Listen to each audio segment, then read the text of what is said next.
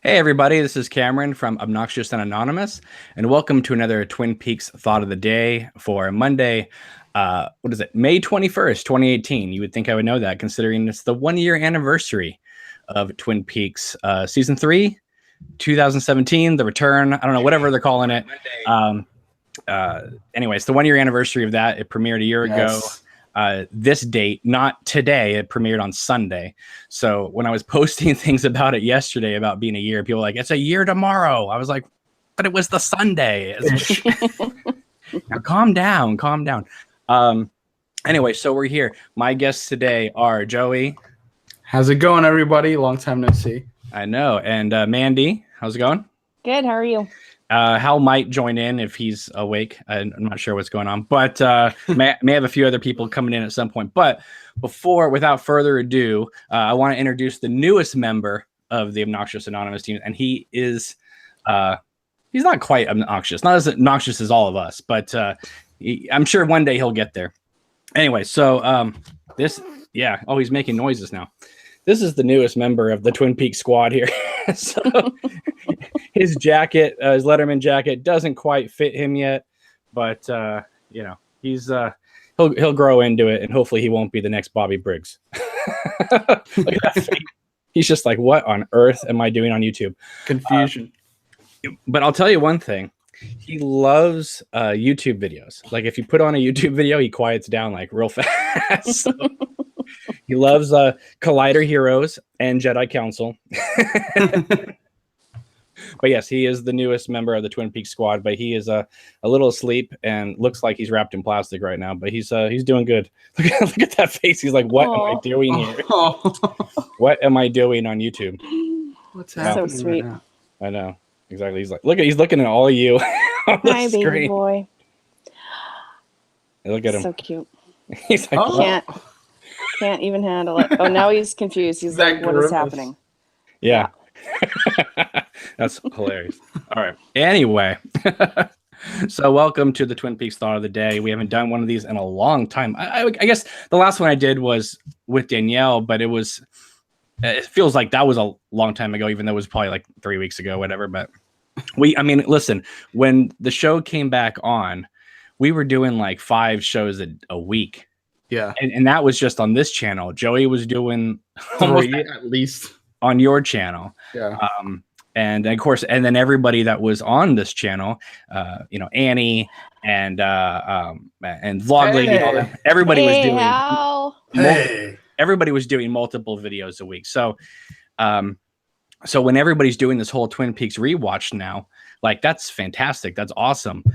But I still am like, I don't know. You know what I mean? Like I feel like I've already just saw it, like because we watched it so many times, and of course since we got the Blu-rays and stuff like that, we've gone back and I got to be honest, I have not gone back and watched it from start to finish all the way through, but I have gone through many times and rewatched sequences or scenes that I really enjoy. So, Hal, did you meet the newest member of the team yet?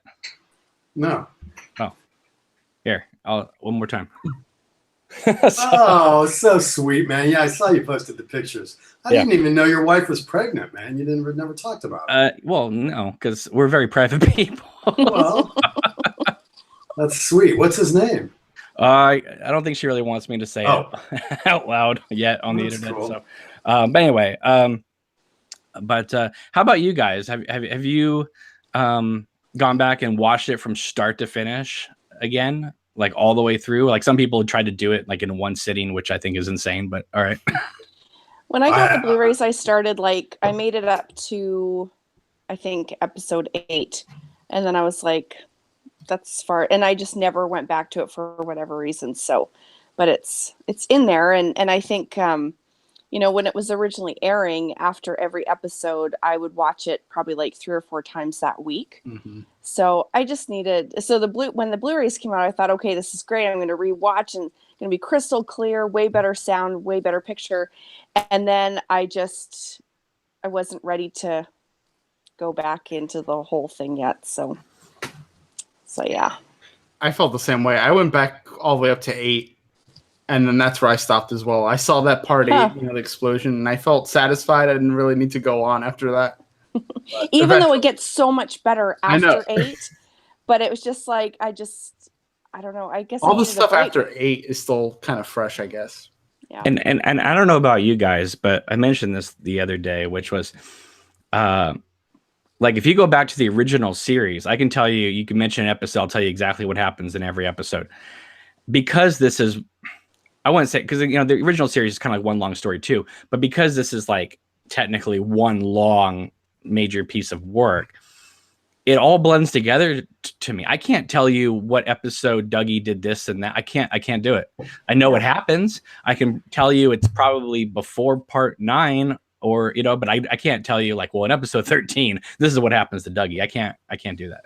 Mm-hmm. Maybe one day I will, but I don't know, to this day, it's just like once he hits that Dougie plateau, like it all blends as like one long thing until he wakes up out of the coma. Then I can tell you what happens after 16. But that Dougie thing almost puts a coma like trance over the entire show, like where you don't know what is happening. And because the whole thing is possibly dealing with different timelines or whatever, it's hard to know where anything fits. A lot of it, so. Okay, so today there was, I think Andrew had posted that the episodes that were put in for consideration for Emmys were 8 and 16. Who remembers what happens in 16? That's the one where Cooper wakes up. Right, okay. And I'm assuming, and I think that's the episode where the big shootout happens in the street, which is a fantastic sequence with Hutch and Chantel. Okay. Right. Okay. But what's interesting is when they did the whole Emmy presentation for Showtime, they showed 18 to the audience in that theater. Yeah. So the fact, 8 is a given. All right. Of course, they were going to do 8. The problem with part 8 is it gets no nominations for Kyle MacLachlan because he's barely in it. Oh, right. Yeah. So they have to submit something else. So 16 is the return of Cooper. I am the FBI. Which I still kind of go back and forth on that line. It's like it's cute, it's funny, I don't know, you know what I mean? Like I like it, but I also think it's a little too cutesy. That's not an Emmy moment. No, it's not. That's not the caliber that we've seen of him. An Emmy moment for Kyle MacLachlan. There's 2 major scenes, actually maybe 3, but 2 of them are kind of the same thing. One is the motel room scene with Daria. Mm-hmm. And then obviously one of the interrogation scenes, either with Laura Dern or the one with Gordon Cole. Anything prior, I think anything with the doppelganger prior to episode 5 is just Kyle on fire. Then literally is on fire in part 18. But I just don't think the doppelganger has like that strong scenes as the show goes on. Yes, there's the arm wrestling scene, but that's the one I was thinking. But that's not an Emmy moment, though. That's just a fun moment. I'm talking about like the Emmy clip, the acting clip is him sitting with Daria in the bed. That's the Emmy clip for him. I think it would be Mr. C and Laura Dern. Actually, that was pretty spectacular. It was one of those things that chilled you to the bone, right? Because she's so terrified. We still don't know about her.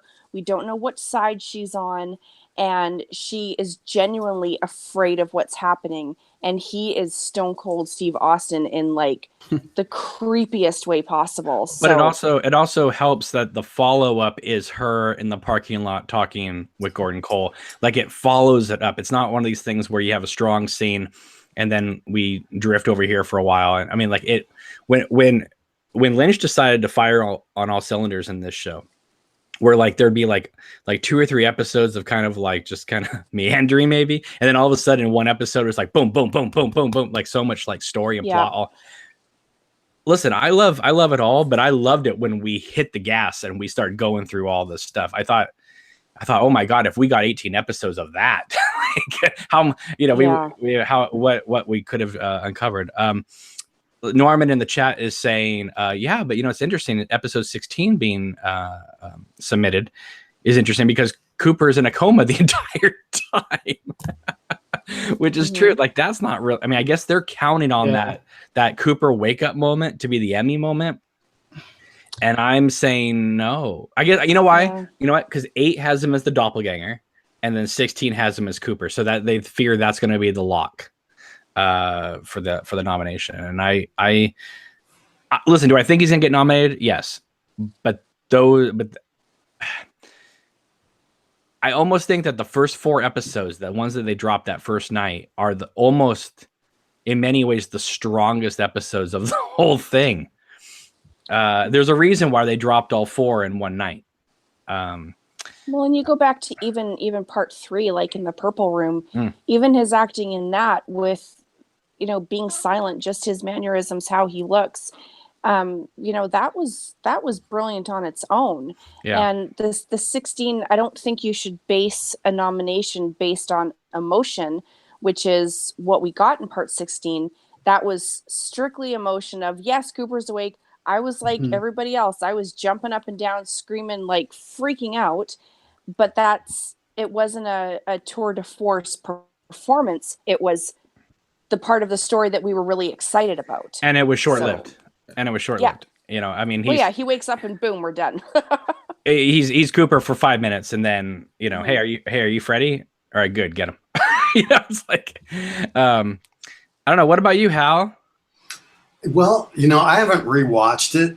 I mean, it's so cool that it's the 1-year anniversary. That's amazing how time flies. Tempest fugit. But as far as the Emmys, it's I think that if anybody's going to vote for the show itself or for Kyle, they're fans and they've watched the whole thing. I don't think if you haven't watched it that you're going to look at any clip and get it. They're not going to win any votes if you're not a fan already, because no clip's going to summarize Kyle's performance or Twin Peaks as a whole. So yeah, totally. It's funny you mentioned the Purple Room scene, and I was thinking about that this morning, Mandy, because the first 2 episodes I thought worked really well as sort of like that 2-hour movie premiere. I was upset when Showtime then cut it in half and made it, episode 1 and episode 2. Thank goodness the Blu-ray puts it back as the 2-hour presentation. It gives you the option, which I think is great. But I gotta tell you, like, episode 3, I think in that Purple Room scene was because I went right to Showtime.com and was streaming it that way. That was when it dawned on me that I was watching new Twin Peaks. Like I don't know, like I was like going, yeah, I'm watching the new Twin Peaks, great. But then when it was like him in that room with Naito and the ocean, and I was like getting Dune flashbacks, and the editing was like, what I mean? Stop motion was so brilliant. I was like, this is indeed new Twin Peaks, and this is literally uncharted waters. And again, I will, we're going to talk about a bunch of things tonight, but I just want to say, I love Naito. I really like Diane when they gave Laura Dern something to work with. I think the beginning of her character and I think the ending of her character in this series is great. But then for a long time, she's just that one joke of F you, F you, F you. But I am not fully on board yet with Naito being Diane. I just can't get into it. Yeah, I think I'm with you there. It's not even about logic. I just think that it was made, at least right now, the way I look at it, it seems like just more of a convenience thing of like, well, we needed to get Diane there. So how do we do that? Okay, let's make her Naito. I know it's Diane, blah, blah, blah, blah. But there's nothing in episode 3 that I've seen people, dissect this scene online on Twitter and everything, especially when she puts her hands over his face, and that kind of mirrors the sex scene later on. But when I see episode 3, I just do not believe that's Diane trying to communicate with Cooper. Because I don't think she was being directed to be Diane. I think Naito was being directed as Naito. And I don't think the actress was informed that you are indeed Laura Dern. Because that performance does not match. You know what I mean? Like it doesn't quite fit.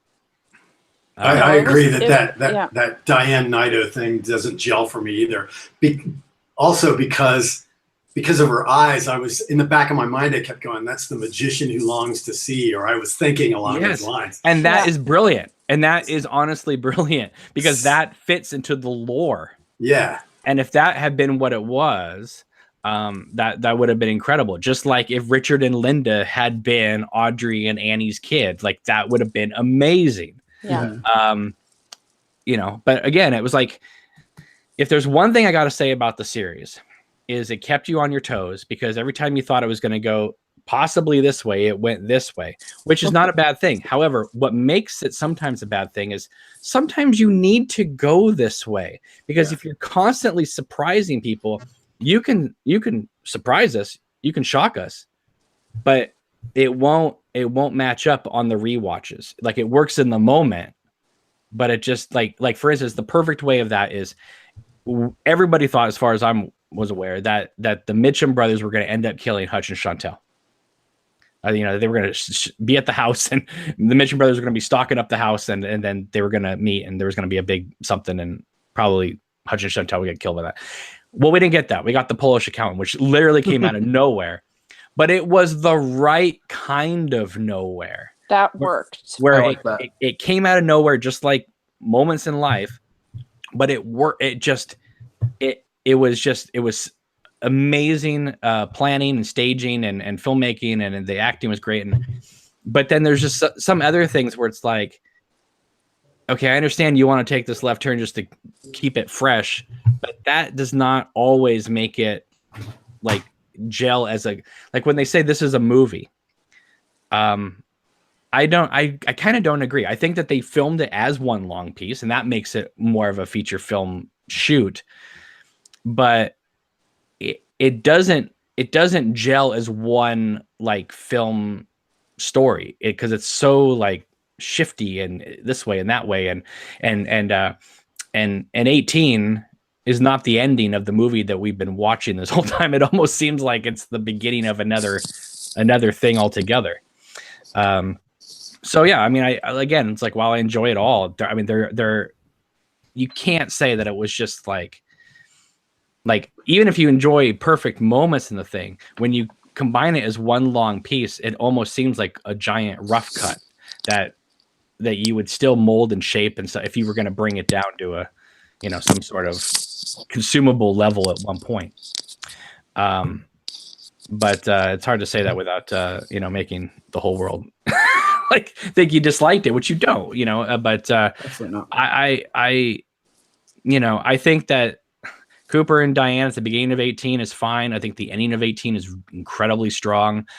I'm still not sold on the whole 18, because listen, again, I'll say it again. If I want to watch Lost Highway, I'll watch Lost Highway. I'm tuning to Twin Peaks at this moment. And when Diane sees herself come, look out from the motel, it's like people are like all jazzed about that. And I honestly thought, well, we've been here, Lynch. What are we doing? What are we doing here again? Like, I felt like we were already seeing a repeat of what we'd already gone through. I thought we already got rid of the tulpas, and we already got rid of the bad Cooper and all that stuff. And I don't know. There was just things in there where I felt like almost like we were spinning our wheels, and I felt that it could have been stronger. But then again, a lot of it was being rewritten as they went along, which, I've had confirmation about on certain things, that like things weren't supposed to be they're supposed to go a certain way. And then they went at the last second, Lynch decided to rewrite it and changed it that way, which makes it fresh, but I'm saying it doesn't bring it all together as one cohesive whole all the time. And I can't see something as big as Diane being Nido being something that they just did off the cuff. Like, that's too big of a thing, because the whole rest of the whole part 18 and the end part of 17 revolves around that. But it's still, like we said, it doesn't make sense as to why that was the choice. I don't get it. I don't know. I mean, it is what it is, I guess. I mean, yeah. I've gone back and I rewatched it, and again, like if I just look at scenes by itself, I think scenes by itself, things work. Everything's really done well. I don't feel like they were ever like slacking and just, kind of just being silly about stuff. But I mean, like, I don't know. I mean, I don't want this. we want to talk about a lot of stuff, but like, for instance, another thing I was thinking of is like, what was it? Lorraine, right? She gets killed by Ike. Mm-hmm. And it's like, that is an incredibly gruesome death for a character that we don't even care about. You know what I mean? Like I wish that had been saved for a character we really cared about. You know, like if Lucy had been killed and that was like, you know, something like that, that would have been like a powerful moment. Look, you know, Ike, we don't know. Lorraine, we don't know. And here's probably the most bloodiest death in Twin Peaks history. For what reason? Fun? And she gets her own theme song. And she gets her own theme. Right. Come on, gratuitous violence is fun, man. Yes, but when you have it be the bloodiest thing of the entire 3 seasons, it's like you didn't even go this way with Maddie. I mean, for obvious reasons. Isn't it funny though that remember how urgent we were to get the Blu-ray on the day it was released, and then it's like a year later we haven't bothered to watch it. It's just sitting on the shelf. Well, what we consumed were the extras. Right, that's true. I forgot. That's right. Those are amazing. And I wish they had done some commentaries. Obviously, Lynch is not going to do it, but like part 8 would have been great if they had like the Woodsmen do a commentary over that section that they were moving all around and stuff. That would have been cool. Somebody in the chat said, "Do we think they're gonna release missing pieces with this set eventually?" And the answer is yes. I mean, like, I have confirmation about that? No, but I'll guarantee you it's yes, because Showtime sponsored the Festival of Disruption. Mm-hmm. And they still release, like, they're releasing new merchandise. Like last week, they got a whole bunch of new things in, new shirts, new cell phone cases, coasters, things like that. It's like, why are you doing this? Like, why are you releasing new stuff? If it's over. Because it's not over. Because it's not over. I know. And let's save the season 3 rewatch for the season 4 announcement. I'm not watching it until they announce. And I think honestly, I think a lot of people who didn't like season 3 will like it more if there is a season 4, because they'll look at it as like, okay, this is just, you know, the Cooper down as Dougie and kind of a reinterpretation of his character, and you know, which is something I'm still not on board with at all. I do not like revisionist history where, you know, they decide later in life that Cooper is not indeed a hero and we're going to just knock him down several pegs and make him like really flawed gray hero. Like, I understand we're post 9/11 and we're not allowed to have heroes anymore in movies. Like, everybody has to have shades of gray. But that was always Cooper anyway. But they decided to like go over the top with, that was the thing. With the flawed White Knight thing. See, I don't like that flawed White Knight theory either, but I think, you know, he's still a hero. He's just bit off more than he could chew. And that was the kind of tragedy of it. It's like, there is no defeating ultimate evil. Right. It will always be there. So now if they heroic still, but he can't win against something that's unwinnable. And that's fine. And if people who were in charge like said that kind of thing, like, I'd be like, yeah, I totally understand what you're saying, but it was not pitched that way. It was, you know, when you had people saying like, it is sort of, you know, the Odyssey and bringing up obviously Tammy bringing up in the final dossier, this whole White Knight thing, Cooper has a problem with always trying. That to me is like, if it was in the original Twin Peaks, and a lot of people say, well, it always was there. No, it's you're saying that now because you're looking at it with 2018 eyes, but back in 1990, 1991, nobody was looking at Cooper going in to save Audrey as White Knight syndrome. They looked at it as like, well, this poor girl is kidnapped, right? Mm-hmm. She's being forced heroin.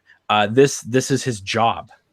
Well, I mean, it is a bit of retcon maybe to say that, but yet, you know, when you add up the Cooper Audrey, the Cooper Caroline, you know, there is a bit of that, you know, but White Knight thing in there. But I will completely disagree, because I will say that is who Cooper is in his heart, as a FBI agent who is sworn to try to protect innocence, and this is who he sees as being innocent. But I think honestly, if Andy had been kidnapped to One-Eyed Jacks, I think he still would have gone up there and got him. Yeah. So I you know, I mean, let's be honest here. We all want to see that, right? And Blackie and Jean Reno drugging Andy. But I think it's just. But even heroes have their Achilles heel. Maybe Right. Maybe But it's not, listen, but it's not like they don't delve so deep into his character that like, you know, that we can surmise that. It's just kind of like, oh, by the way, we now are saying this about him. Yeah. And that's the problem, is that 18, you know, 3/4 of 18 is Kyle MacLachlan and Cheryl Lee sitting in a car. There's no dialogue, nothing's happening. And then we have this amazing scene at the very end with the Tremons and what year is this and all this kind of stuff. But if they had actually had dialogue, if they had worked up to us maybe believing that Cooper was a white knight, or he had white knight syndrome, or he had this, or he was flawed, or he did these things, if they had built up to that and not just presented us with nothing and then boom, he doesn't know anything and maybe he's fallen and end scene. You know what I mean? Like, it was so out of nowhere that we didn't have time to think of him in a different light. All that we saw was just him being, he was Cooper, and then all of a sudden he's like, oh, what's happening? Boom, we're done. Well, what just happened? Yeah. Did he defeat evil? What was the evil? What was happening in that house? What's this? What's that? Too many questions. And that's the other thing is like, you know, the original series is like realism and surrealism side by side. You could follow the story. There was like things obviously you could think about and interpret in different ways, but the story was still operating on a forward momentum where anybody could sit down and understand, you know, relatively what was happening. Yeah. This new season though, again, I'm not complaining about it, but I'm saying like it's definitely made with current David Lynch style of the Inland Empire. I'm just going to shoot a bunch of stuff and a lot of it's going to go nowhere, but that's part of the poetry of it because the story will forever live on. The problem is with that is you have to give us characters that we actually care about thinking about. I know you love that scene at the tree with Stephen and Becky, but Stephen and Gersten. But I don't care at all about those characters. So I don't think about them at all. It might work as an individual scene that you like, or a spectacular display of like impromptu acting on their part, and kind of really getting into them. I mean, they definitely threw themselves into that scene, but it's that scene is a scene unto itself. Is like a great like acting piece or a theater piece or a short film piece at a college or something. But it didn't add up to anything in season 3 except just an isolated moment. And in fact, that's the thing about season 3 that you'll notice is that almost every single character is isolated from each other. And I think, honestly, the real reason why is because if somebody opened their mouth, then the show wouldn't have been ruined. Because they would have only ruined maybe a scene they were in. So we're not going to have Ben Horn, you know, out in the town or out in the lobby or anything like that, conversating with anybody. So they just kept everybody isolated. So almost nobody had scenes with other Twin Peaks actors, which makes that Entertainment Weekly cover so mean-spirited in a way, you know, because it like promised the show that we didn't even get. Yeah. Which, you know, I mean, that's just the way they're going to do things. But I think that's why a lot of people, I don't think, liked it, because it was being billed as the return. Mm-hmm. And we spent most of the time in Las Vegas. Yeah. You know. And we have talked about that a lot over the course of the whole show, is how there's so many little short stories intertwined in this big long picture that don't go anywhere. Why did they choose to do it? Because some of them were actually really interesting. Some of them I wanted to know more, but we have to watch Carrie and Cooper in a car for an hour, or we have to watch, you know, Dougie get dressed in the morning or whatever. And yeah, David Lynch is always like, who cares how long the scene is and stuff, and that's fine. But why are you interjecting all these other stories that actually move pretty quickly, are somewhat interesting, and could go somewhere? You just tease us with them. It's like bloop bloop bloop and done. It was weird. What if they had Because I firmly believe they had the 9-episode scripts, and then when they got 18, they just took those 9-episode scripts and took the Dougie scenes, made them longer and that type of thing, which is fine. But if this had been a 9-episode series, I think it would have been almost too short. So maybe if they had just done 12, if they had just and I don't think I agree with that they just made up a bunch of stuff for an extra 9 episodes. It seems to so much of it is actually well crafted, even though I just kind of said that, like, why did you do this? But I don't know. I don't think that he would just throw stuff in for the sake of it. No, but I'm saying Am I contradicting myself? But I don't. No, I'm saying if he's sitting there drawing ladders on a table or on a piece of paper, he doesn't have to worry about having to get that scene done in like 1 minute time. He can take 7 minutes and have him draw ladders. It's not about adding stuff in. It's about just letting moments play out. We can have, Amy Shields' character trying to swat a fly for like 5 minutes. I still love that. It's so cute. My only issue with that scene is like it just feels like it's from On the Air. It doesn't, because like up until then the entire show is pretty serious, and then all of a sudden there's this like weird wacky comedy scene that kind of comes out of nowhere. Which but I mean, again, she's the new Andy though. Yes, Andy provided the comic relief of stupid things, getting tape stuck to his head. Right. But we know that scene was a because he had a scratch on his head, so they had to explain that somehow. Right. I wonder sometimes, how Lynch likes his happy accidents. I wonder if he starts to force that a little bit. You know what I'm saying? And he went overboard with that. That's what I feel. I feel the same way. I didn't like that scene too much. Because it's not that I minded the scene by itself. I just don't think where it was placed in the series, it startled me in terms of like, well, there was no prep for this. I don't know. It just kind of came out of nowhere. And so it felt like I know David Lynch loves, as his editor, Dwayne Dunham likes to say, that if he's composing music, he likes the off note that kind of wakes you up and go, oh, this isn't what I expected. But Lynch can do that off note spectacularly well, as we've seen in so many other movies. I just felt in this one instance, there needed to be just something, I don't know, something, I don't know what, that would transition us into wacky comedy from the seriousness that we were getting. Because up until then, there really hadn't been, as far as I was aware, like wacky comedy. Like there was subtle comedy, but there wasn't like over the top slapstick like the blonde in On the Air. Like that's what Candy kind of seemed like to me. But again, it's like, we're talking about all this stuff. It's just, it's been a year, still trying to wrap our heads around everything.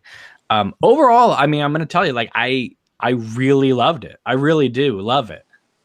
And even if there's things in there that I'm like unsure about, or I don't really like, the good far outweighs the bad. I mean, completely far outweighs the bad. Yeah, I think as far as the rewatch goes, I mean, the summertime, I didn't like that it aired during the summer anyway. It's like you out in California. It's like bright daylight. You don't want to watch Twin Peaks in the daylight. Yeah. So I think I'm going to probably wait for like the fall, maybe October or something, and then put the headphones on and kind of immerse in the darkness that way, I haven't done that yet. Yeah, I want to see it with the headphones on. Yeah, I haven't done that yet. I want to do that. Yeah, me too. Well, but see, that's the thing is I don't, except for maybe a little bit of part 8,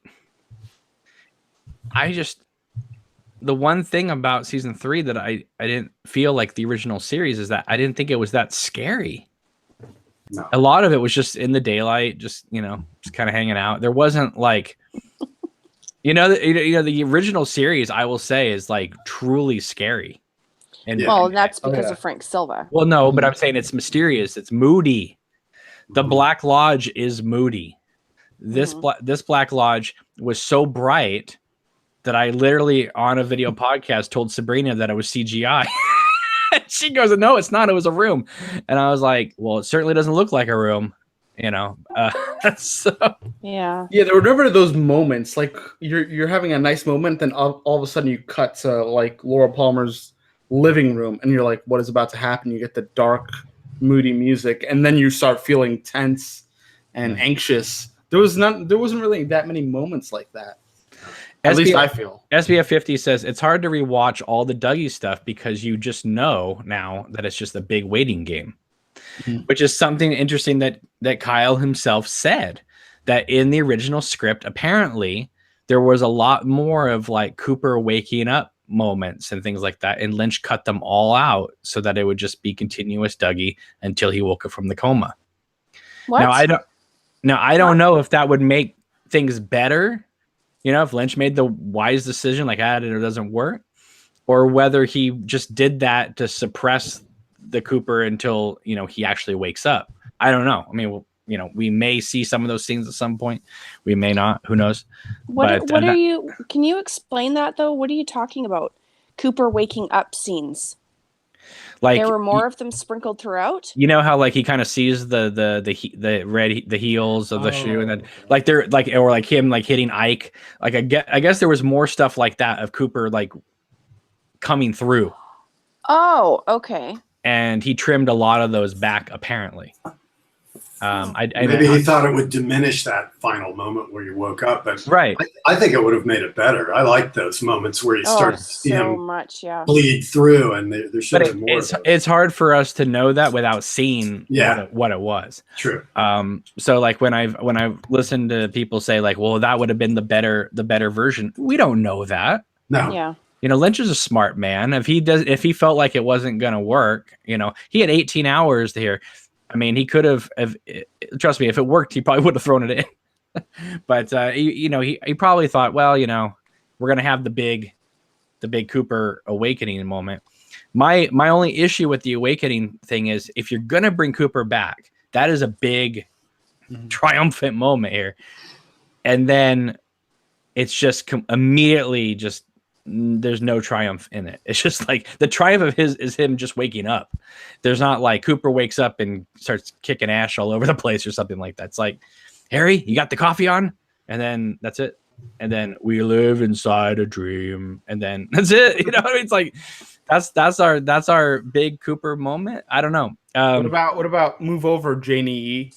Yeah. Well, you know, well, that's the thing. It's like I made a note on Twitter about that tonight, saying like, you know, the doppelgangers Tulpa, you know, Naomi Watts' character Janie had to basically wear the pants in the family and be the boss and controlling person. And then here's the, you know, Cooper waking up, move over, Janie. Now he just tells her, move over. I'm driving. He's taking over. So that's kind of interesting kind of dynamic there.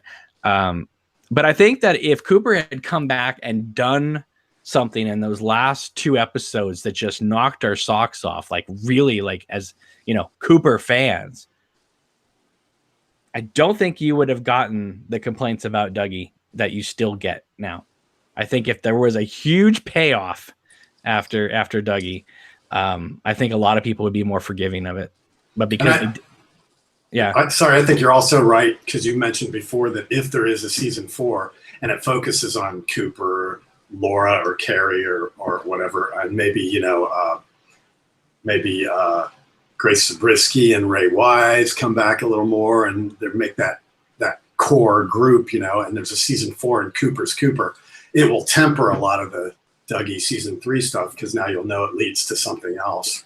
But it's the fact that he got cut off there at the end that makes the Dougie stuff a bit intolerable, because you want to see Cooper and there just isn't any.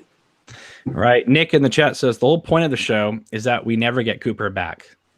That's why his comeback is a fake out. It would be impossible for him to be the same guy 25 years later. I don't know. I mean, I'm not saying you want him back as 1991 Cooper, but I want some sort of feeling like it's Cooper. Like even when Kyle was Cooper at the end, I still don't think he played Cooper. It's not the same. It's not the same Cooper. Lynch has said that. Kyle has said that the direction from Lynch was it's Cooper, but it's different. It's that Cooper at the end is not the Cooper of seasons 1 and 2. I mean, because if you look at Cooper in episodes 1, 2, and 3 of it, right, that is the old Cooper. Like, you can tell. Mm-hmm. Yeah. But when Cooper comes out, he's like, "I am the FBI." It's like that is not Cooper from the original series at all. Well, when he and Diane go through the timeline, that's when it shifts too, because things have changed. Therefore, he is changed. But he changes again, like 5 minutes later. Yeah, we didn't get Richard. hardly any time with real Cooper. Right. His little quip about the Harry put the coffee on or whatever. That's adorable. That's Cooper, but that's all we got. We got like 5 minutes in 18 hours. 5 minutes. Try about like 2. Wow, I was trying to be nice. And again, I'm not complaining about that. That is just an observation. It's the way it went. Yeah. It is the way it went. And I want to be able to I love having these kind of conversations where we talk about all this stuff, but I'm not saying that like I'm complaining about it. It's just that you have to talk about what it is. Mm-hmm. And you have to say, okay, well, everything they did was on purpose. So let's examine why. Why would they make that choice? It's still the best thing. It's still probably in the top 3 best things of anything that we will ever see in our lifetime. Season 3? Sure. Absolutely. Really? Yep. Absolutely.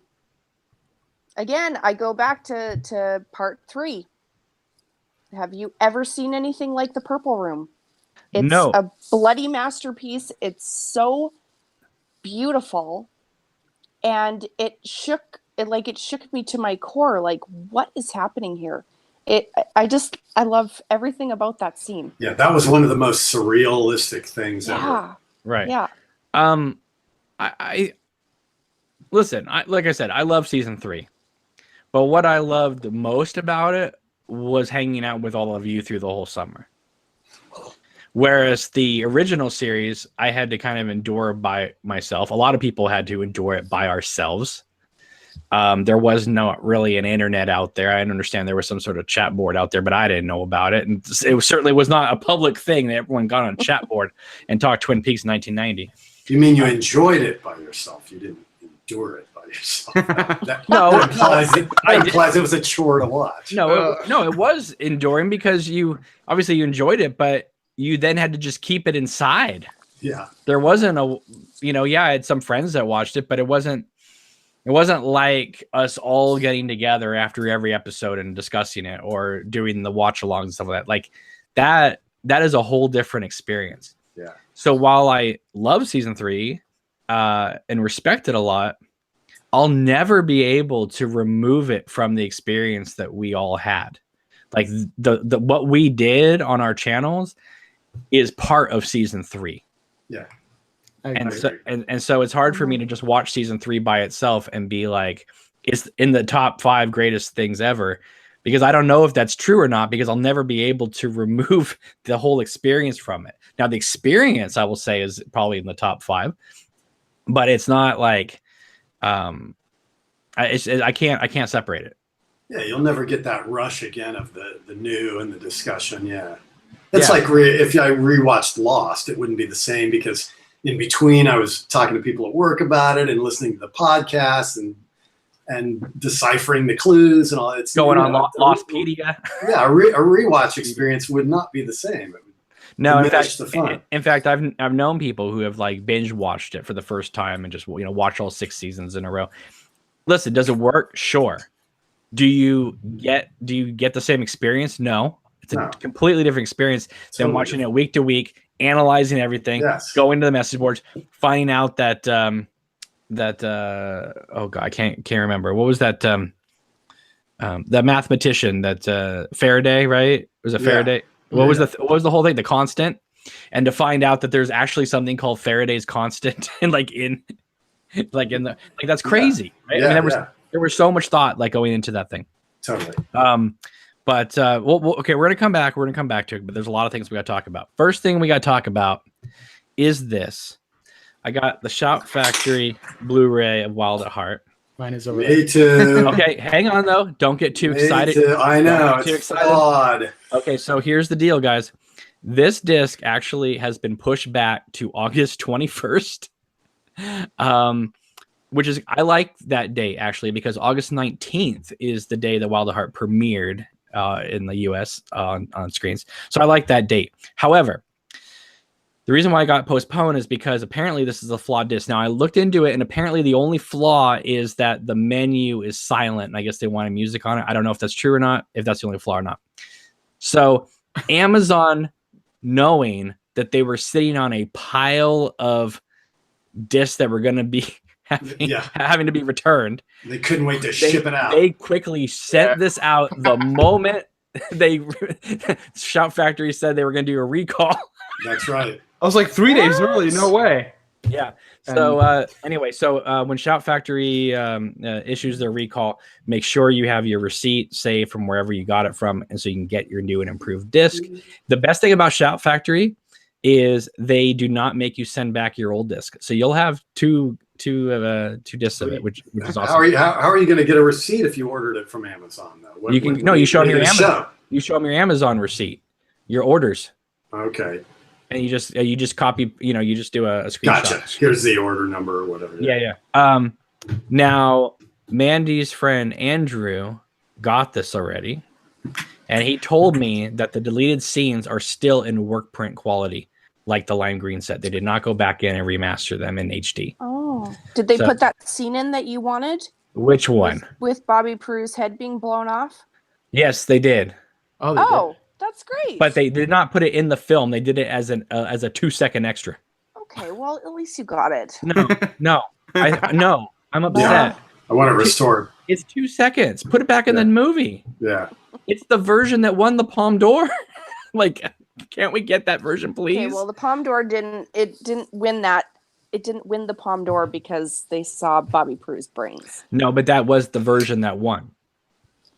So I would think that in this day and age of Blu-rays and remastering and all that stuff. Yeah, because that was a compromise. That wasn't an artistic decision. It was like Stanley Kubrick's, Eyes Wide Shut with the black bars over the orgy scene. That was forced on him to get an R rating, and he did it as a parody of that. It's like, I'll put the black bars. I'm not going to go back and cut it and re-edit it. I'll just put the stupid black bars up. You're going to make me do that, So that should be restored too, Yeah, it was. but yeah, like you said, they put it on, but it should be put back in the movie.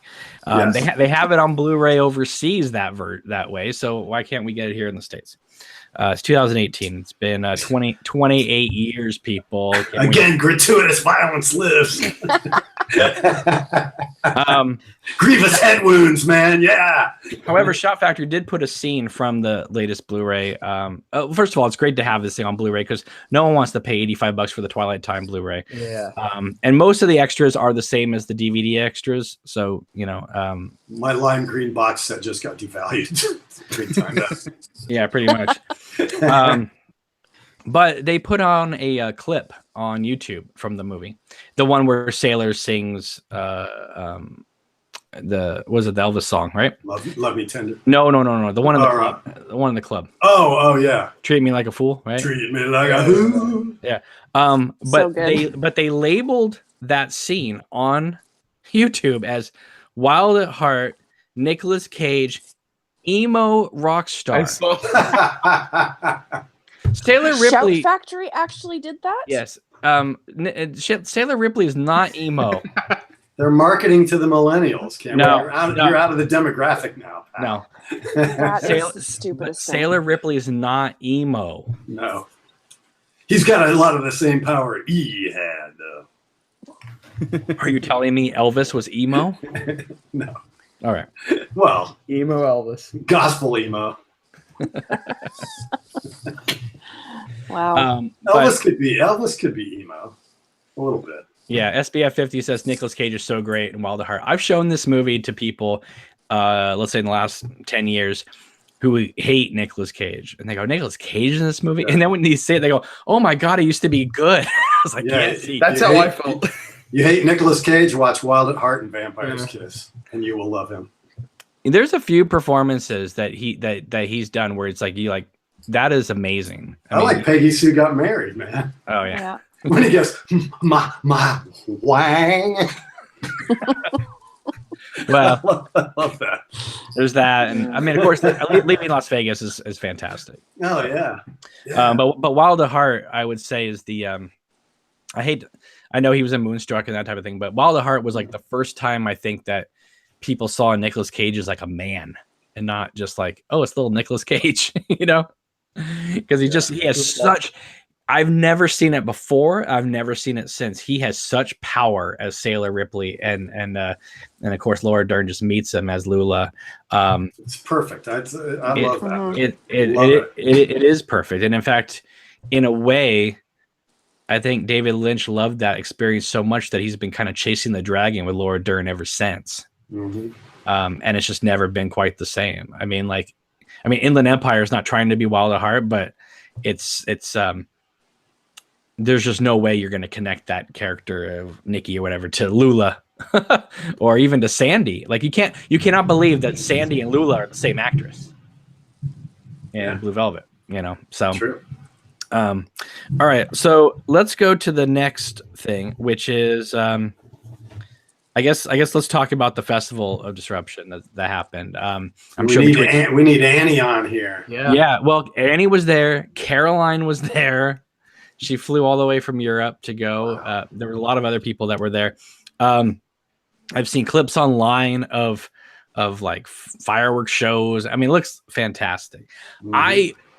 Listen, I'm sure I would have a nice time if I go, but I'm just not into the big like concert venue type of thing. So I don't know. I would probably be like looking around like, where am I?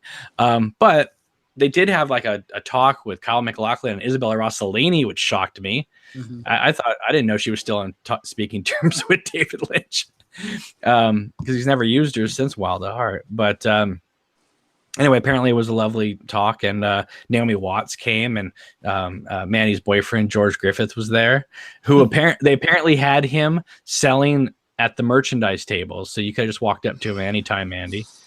Yeah, there's a picture of him, just him and Dana Ashbrook, and I was like, oh yeah, Dana was there too. oh, best picture in the entire world.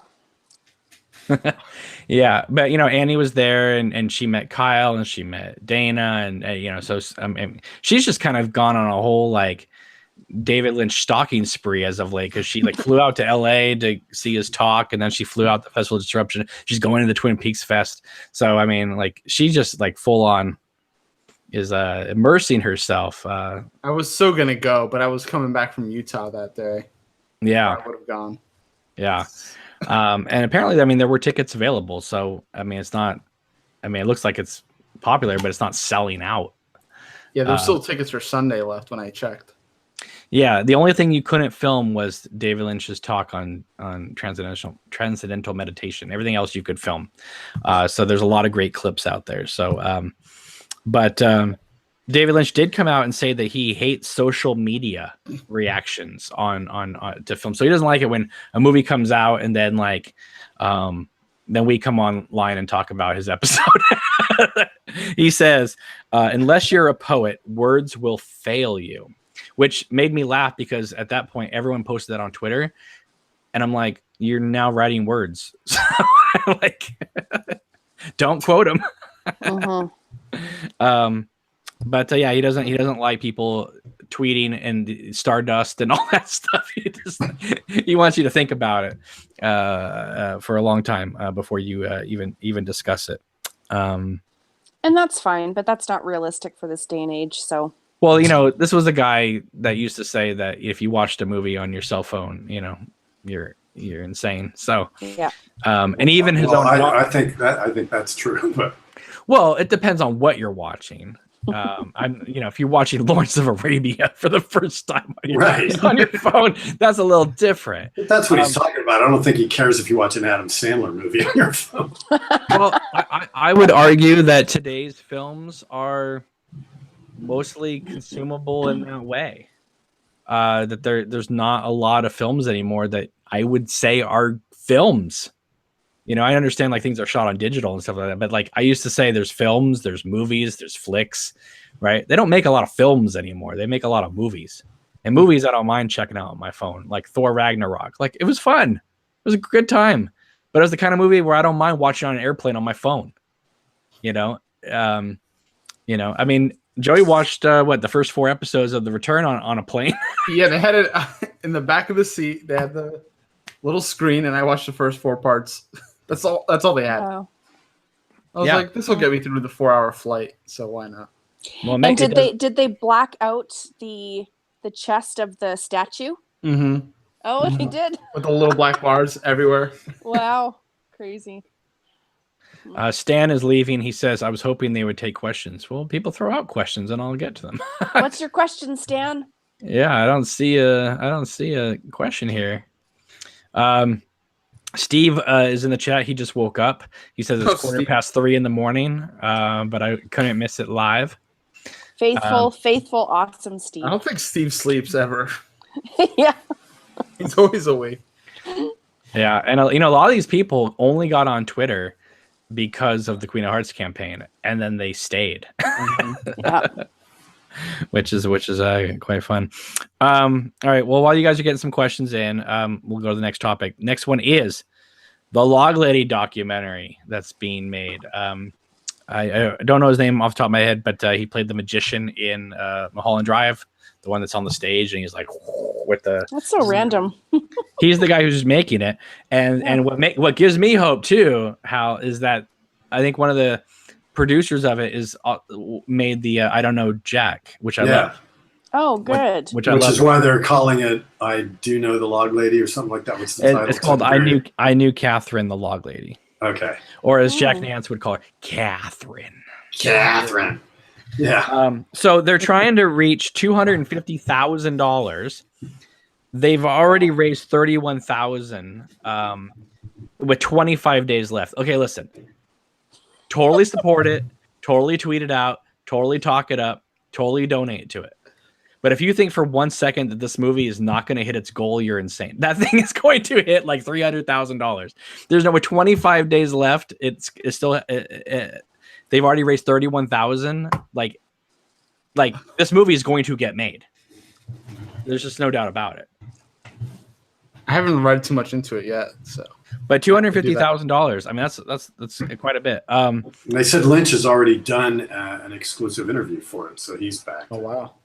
Well, let's be honest here. Even if it doesn't hit the goal, and it totally will. But even if it doesn't, this movie's coming out. I mean, it's just the I Don't Know Jack. I mean, I don't know what the budget with that thing was, but it looked like it was like all on handy cam out in the backyard with a lot of Jack Nance's friends, and it was one of the most profound like character documentaries I'd ever seen. Like, there's moments in that documentary that move me to tears. I mean, if you haven't seen it, check it out. The whole thing about him and his ex-wife and what happened to her, and the fact that he had to shoot a scene in Meatballs 4 the next day after what happened with him and his ex-wife, and the fact that the character he was talking about in Meatballs 4 in that scene was the name of his ex-wife, is truly one of the most like heart-wrenching moments in that I've ever seen in a film. Or when he turns down a role in a film because he had just gotten his life cleaned up from being an alcoholic, and they offered him like a part in the movie, and he turned it down because he felt more comfortable being a parking garage attendant than being in a movie, because he felt like that would be more stable for his life. If they even get half as intimate as that with this documentary, it's going to be absolutely incredible. Because I mean, I interviewed her on, there's my interviews on this channel, and we talked about a lot of awesome things. And obviously, she knew she was, dying then, when we talked. So it's quite interesting, because we talked about social media and how they were going to get around all this, and she was very like, don't worry, we're going to figure it out. We're going to make sure it doesn't get ruined.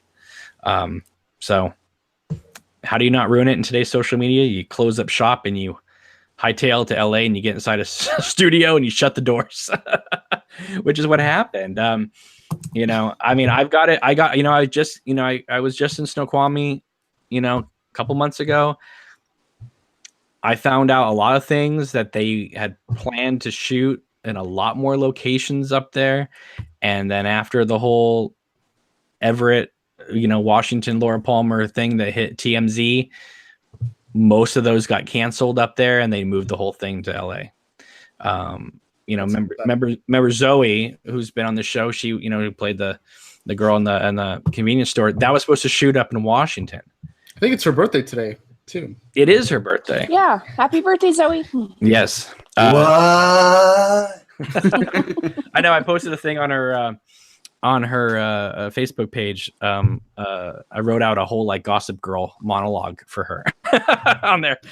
Which, by the way, we're gonna do that. We're gonna do a six episode breakdown of every season of Gossip Girl. So, so if you think my Twin Peaks analysis is good, just wait till I get to Serena and Blair. Let me tell you. Anyway, what was I talking? Oh yeah, but they because she was an LA actress as well as the Washington State actress, she was able to keep her role, and they flew her down to LA to shoot that part. But that whole sequence with Sarah in the grocery store was going to be in Washington State, as well as a lot of other things. I also heard, I don't know what, but I did hear that they shot a ton of stuff up there that never made it into the show.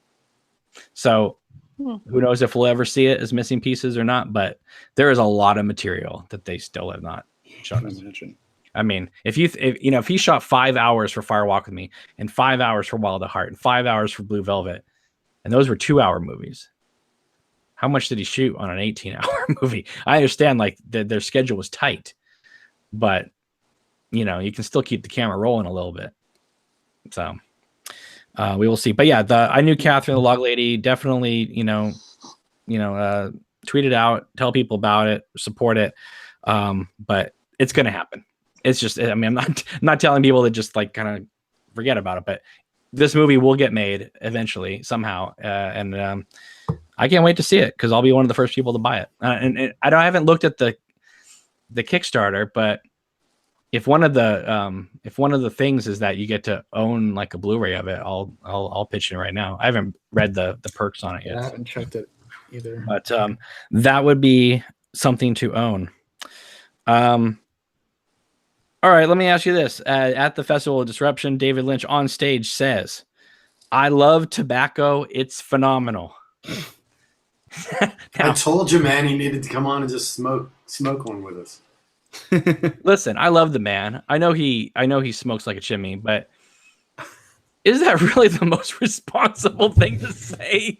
Hey, when Frank Zappa was dying of cancer, he was smoking, and they said, God, do you ever think about, putting that down at this point? He goes, I don't believe that it causes cancer. It's my favorite. Tobacco is my favorite vegetable. Wow. So he was just defiant. It's like, hey, I like to smoke, man. Yeah. I don't know. When I read that clip, I mean, I was remembering when was it when Showtime, when the head of Showtime said that season 3 was pure crack, pure heroin. Right? I was like, oh my, is that how we really want to describe this thing? Yeah, it still cracks me up. Yeah, let's slam this. Showtime says, slam it. Get the bands out. And in fact, I think that's what one of those trailers was called, right? Twin Peaks Pure Heroin on YouTube. Oh my goodness. That's outrageous stuff here. Machen Amick posted a video for the 1-year anniversary yesterday on her Facebook page showing behind the scenes of Shelley jumping on the car when Becky gets in there. And David Lynch, she kind of scolding her too in the background. He yelled cut real loud like he was mad at her. Looking back, how do we feel about that scene? Do you like that scene? Do you think it's too silly, a little Dukes of Hazzard-y? It reminds me of when the pine weasel got on the nose. Oh yeah. Wow. Yeah. It's like that same point of view. Yeah. They really thought it like was pulling out cute. the slapstick every now Yeah. and then this season.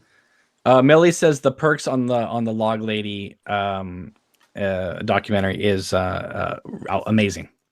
So that's great. So I will definitely look into it. Listen, I wanted to, I just haven't had the time to look into it. But when I checked before we started this, the thing was already at $31,000. I was like, geez. I mean, think about how long it took to get to our goal. It's like almost two and a half months, which is insane. But we made it, so that's great. Let's see here. Can't even get over here. Let's see. Bill's here. He says, "Oh my God, I actually got in really late live. This is great." Nick says Lynch is going to be one of those dudes still puffing away at 90. I've heard people say, "Listen, if Lynch hasn't gotten cancer yet, he's not going to get it. He's going to be one of those people like George Burns who just is able to just smoke forever." That's that scene, Harry Dean Stanton. It's like 90 years old, I'm still smoking. Yeah. Probably put that in there. Listen. I was told that Harry Dean Stanton, the scene where he's on the bench, that right across from that park, there's a motel, and he was staying there. And before they shot that scene, somebody that lived nearby saw Harry Dean Stanton and ran up to him, not on the bench, but at the motel, and said, "Harry Dean Stanton, you're the coolest guy. You're my hero. I love you forever. Paris, Texas, all that stuff. It would do me great honors, dude. It would do me if you just smoke a joint with me." And Harry Dean Stanton goes, "Okay, let's do it." And so they smoked a joint together. And that explains why Harry Dean Stanton has that look on his face on the bench. Nice. And then he goes into Red River Valley, man, and made the guy's whole life. Well, that's a different scene. That's a different scene. So, what was I going to say? There's something, I guess it was at the Festival of Disruption, or maybe it was somewhere else that I read it, but Lynch was saying that he checked into a hotel and he was pissed because there was no smoking. And he said, "Well, can I smoke in this area?" And they're like, "No." And he goes, "Then I can't stay here." And checked into a Motel 6. And he goes, I like the seediness of it. I like things when they're not so clean, Yeah. He goes, I could just sit there and smoke, No, completely. Another thing I learned when I was up there in Snoqualmie is that he stayed at the Great Northern and the Sailor's Lodge. And so if you waited in the lobby at nighttime, he would come in and shake everyone's hands on his way to going to bed. Oh, wow. That's pretty classy. Very cool. I also heard that he would go down to, there's different viewpoints of seeing the falls in the hotel outside. And he would go to those in the morning around 5:30, 6 o'clock in the morning, and kind of just sit down there and look at the falls and meditate and that type of thing. So if you happen to be walking by, there'd be David Lynch just hanging out there. Or, across the street from the Double R is where they shot Nadine's shop.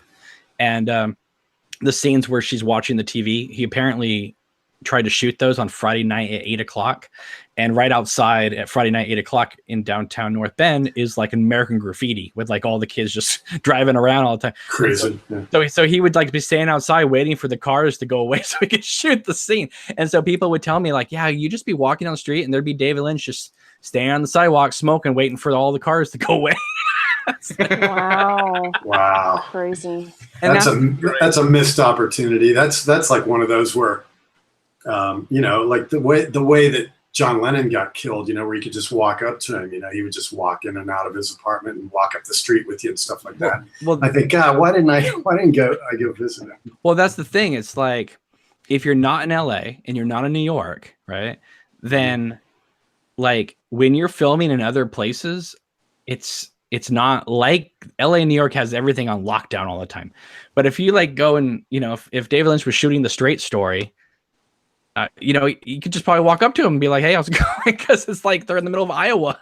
Yeah. There's nobody there caring.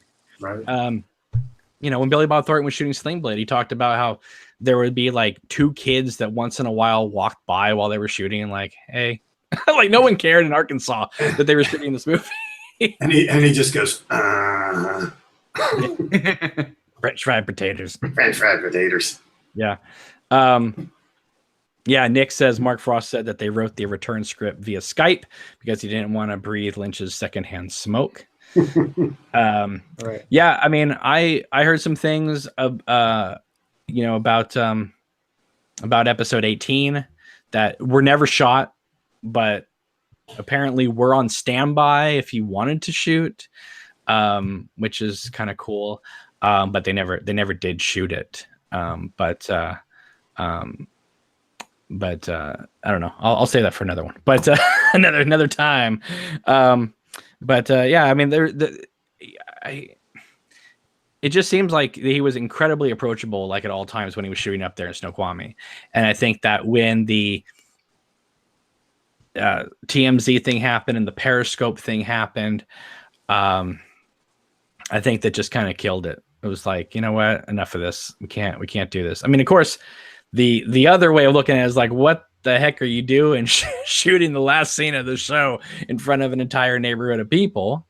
And then I was told, and this is, listen, I was told this by several people, but I cannot believe it. Okay. I cannot believe it. You would think that when they were shooting the street, that they would just move the crowd to the other side or down the street or whatever and shoot Kyle and Cheryl. I was told by several reliable people, but I cannot believe it. I just can't believe it. Mm-hmm. That when they shot the street scenes of them in the street or Cooper going, what year is this? And that there were people back there and they digitized them out. I heard the same thing. Maybe it was one of your shows. I don't remember. No, it was. What? Yeah. Yeah. I was always thought they just moved everybody to the other side. And I was told, no, they shot it with everyone watching and they just digitized the whole crowd out. I can't believe that. Still. With the budget they had, I don't believe it. But I was told. That sounds kind of ridiculous. Listen, I agree with you. But when I've had like 5 or 6 people who were there, reliable people tell me that, yes, we were in that shot. They never moved us. That's insane if that's true. Because I would think that, listen, if there was a budgetary issues at all, like we needed an extra day for Richard Beamer, right? Move the crowd. Yeah. Don't waste your money on digitizing them out. I don't know. That's just crazy. That's so funny. That sounds dumb. That would have been a full-time job too. You know it. Oh yeah. And I was gonna say too, like with Lynch being upset about the TMZ leak and stuff like that, that was like the first thing they shot. Think of all the other videos. I never saw any of them, but all the other videos that came out after that, they were filming in Snoqualmie and North Bend for like a couple of months, like a few months after that. And the Shelly on the car thing, everybody knew about that. So I don't know if was he actually that disenchanted by that? Hang on. I got to deal with this thing real quick. Hey. Yeah. So I don't know. It seems, I think there's a lot of stories and there's a lot of made up stories. So we just don't know. But I don't know. I think that he doesn't want keep the mystery alive, that type of thing. He didn't mind if people were there. They asked if people took pictures or videos to just not share them. And then there was a website that like immediately started posting pictures of Nadine's shop online. So that was like strike one. And then the Doug Puss stuff, which, listen, I had presumptions, and then I was told I was right that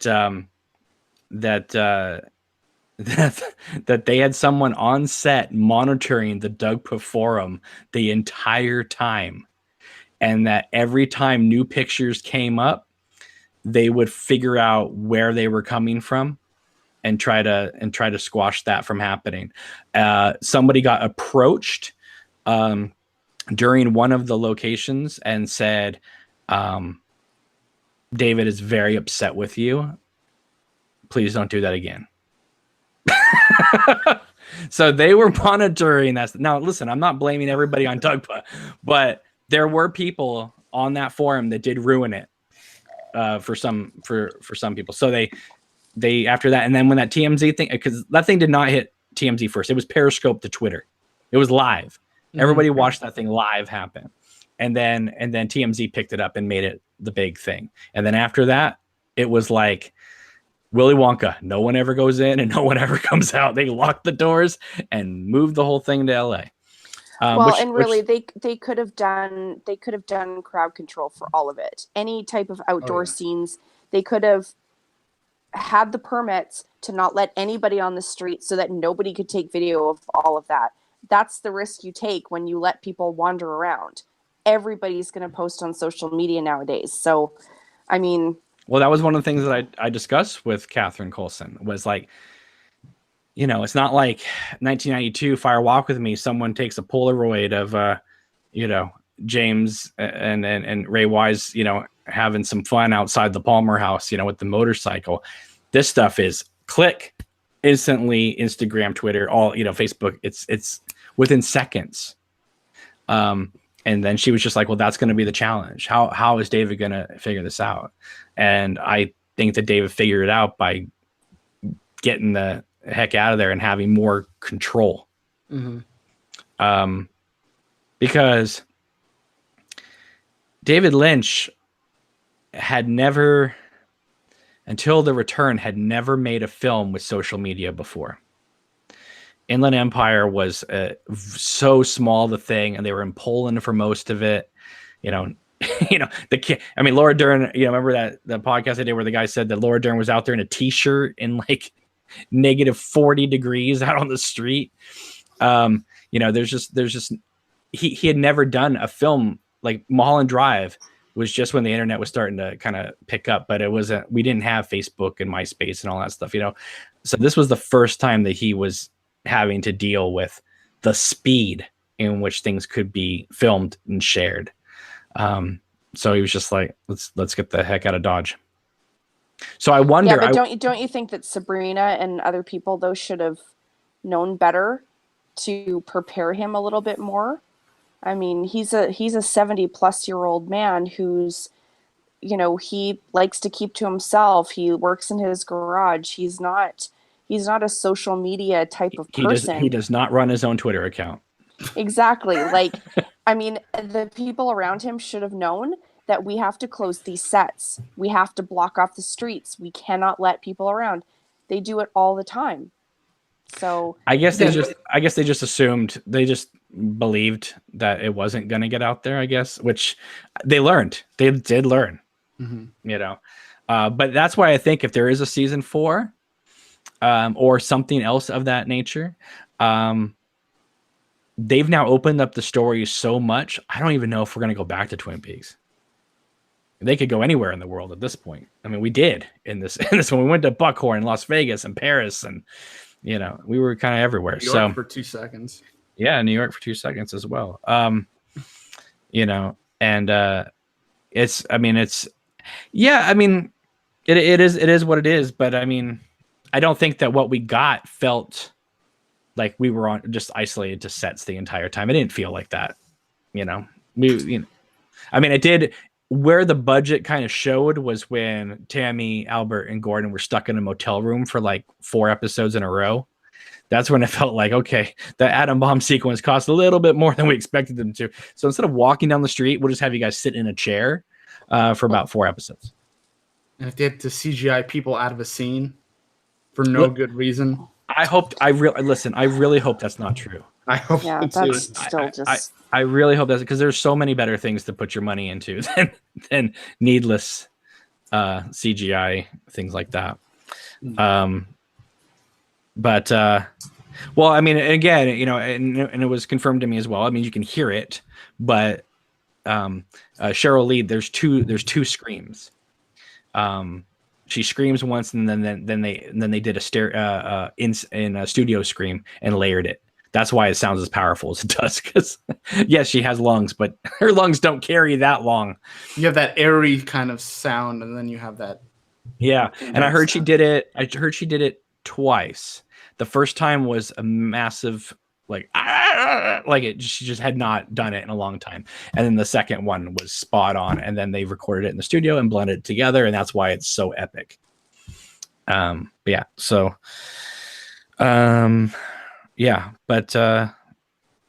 anyway, I got a couple little things else to talk about, but is there anything else you guys want to address? Has it felt like a year?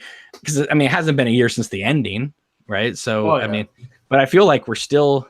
I know we haven't done as many videos as we used to, and I'm working on Queen of Hearts and everything, but it's I still feel like I've been living still in this Twin Peaks bubble. I miss coming on here and talking with everybody, but I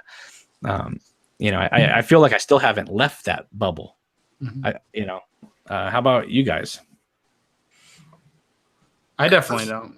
Everybody's been talking about it nonstop still. Even if we're not talking about it, somebody else is and involving us.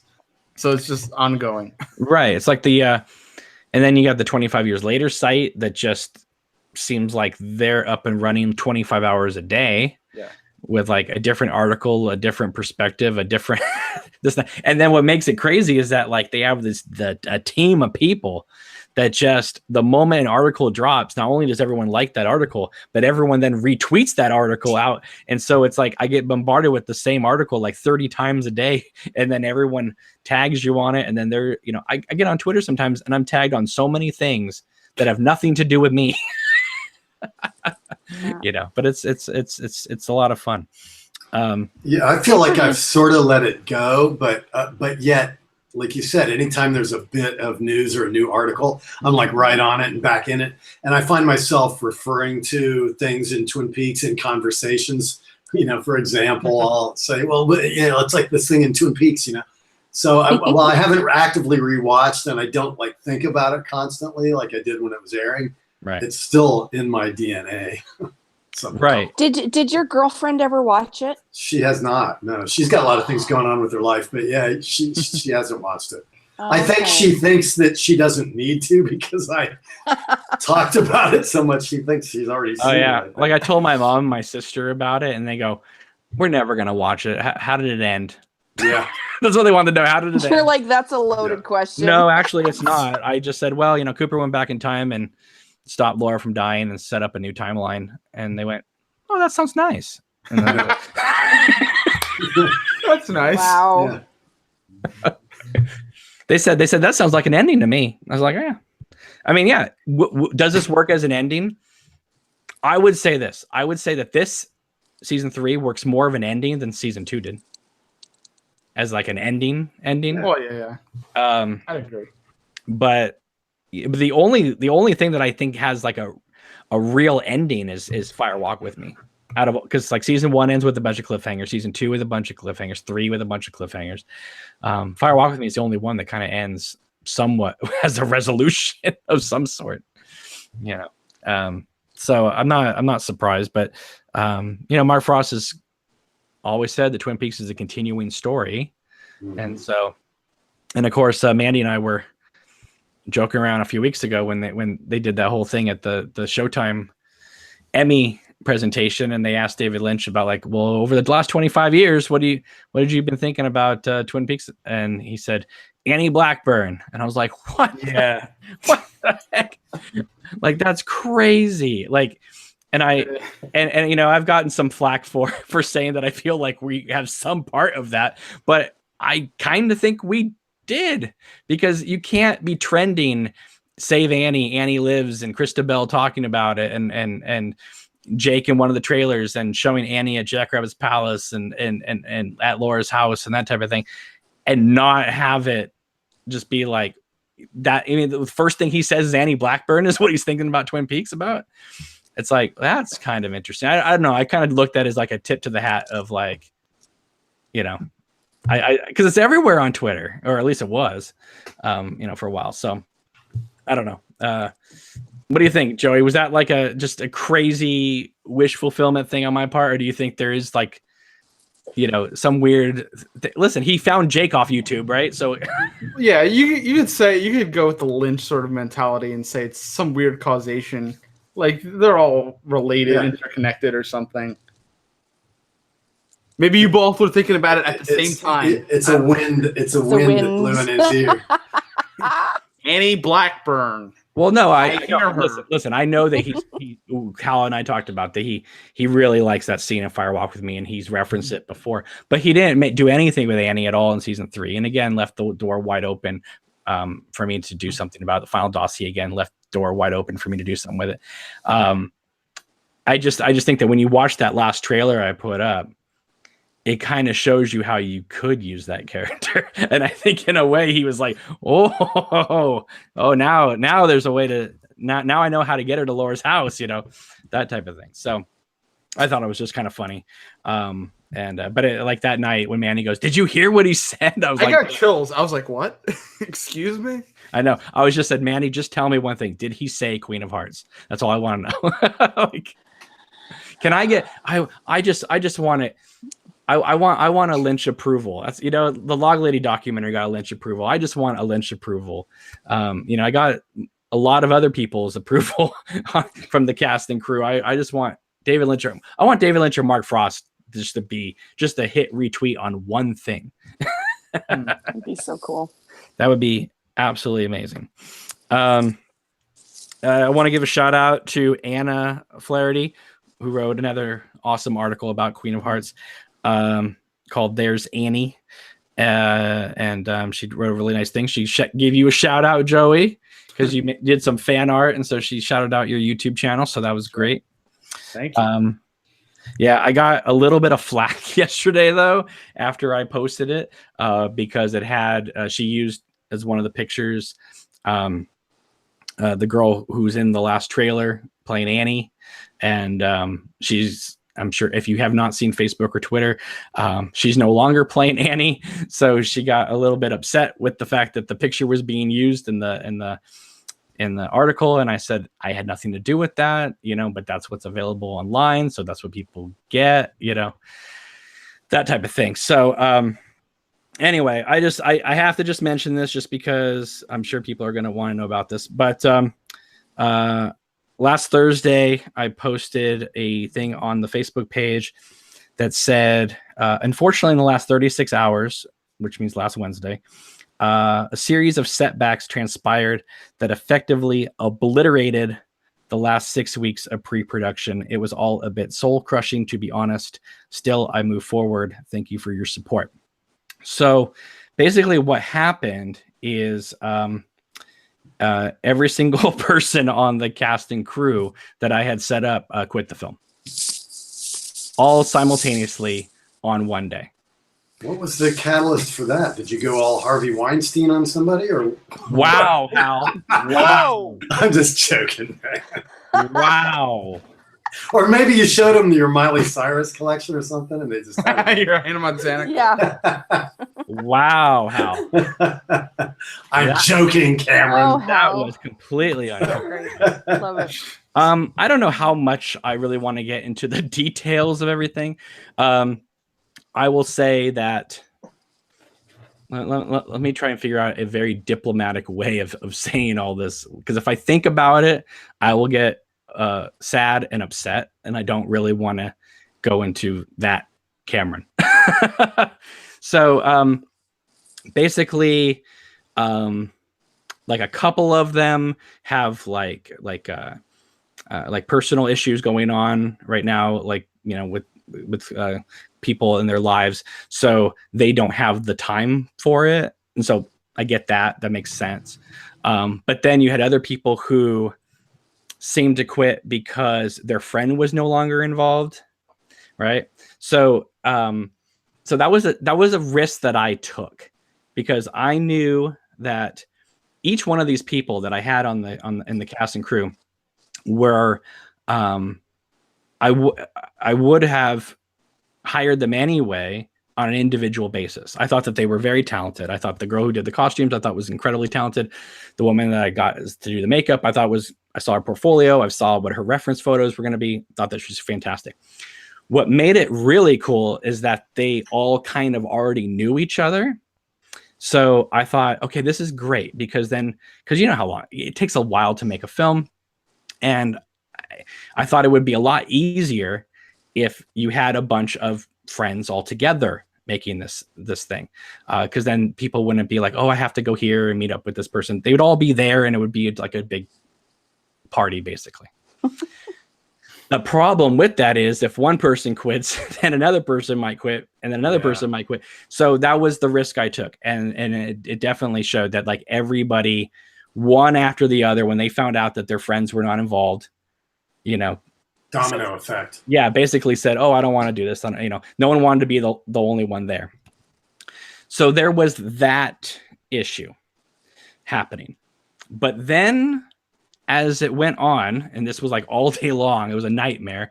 I was in touch with Mandy and Joey and a few other people, like, just going, what is going on? This is insane.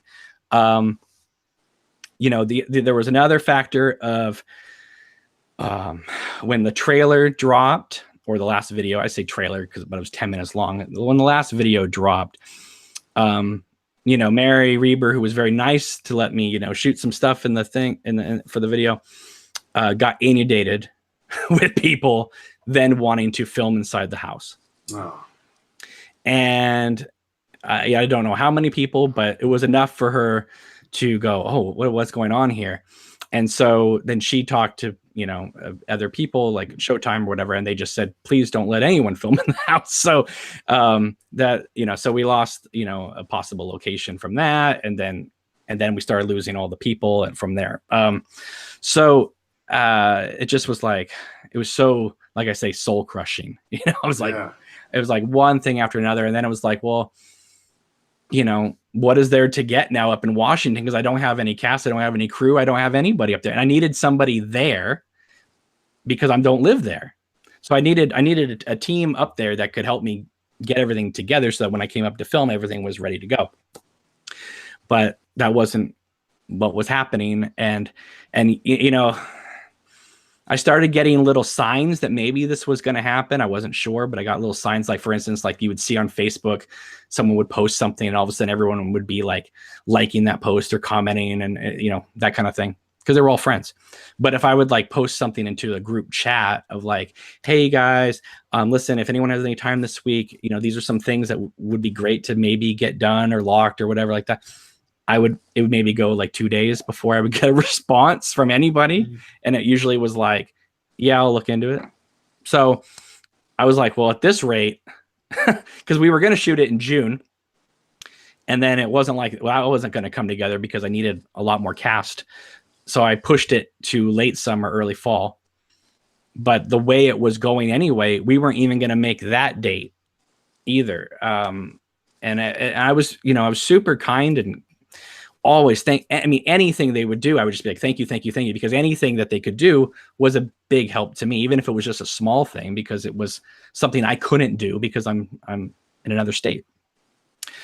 But anyway, so then what happened is later in the afternoon, I started getting a sort of a full picture of everything. Now, I'm not saying that the reasons that they left are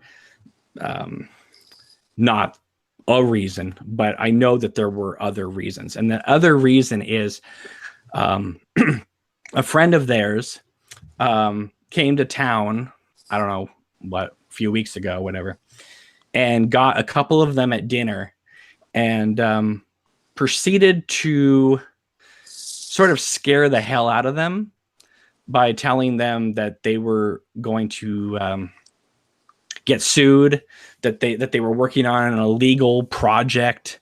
How did you get the rights from Showtime to do this and this kind of thing?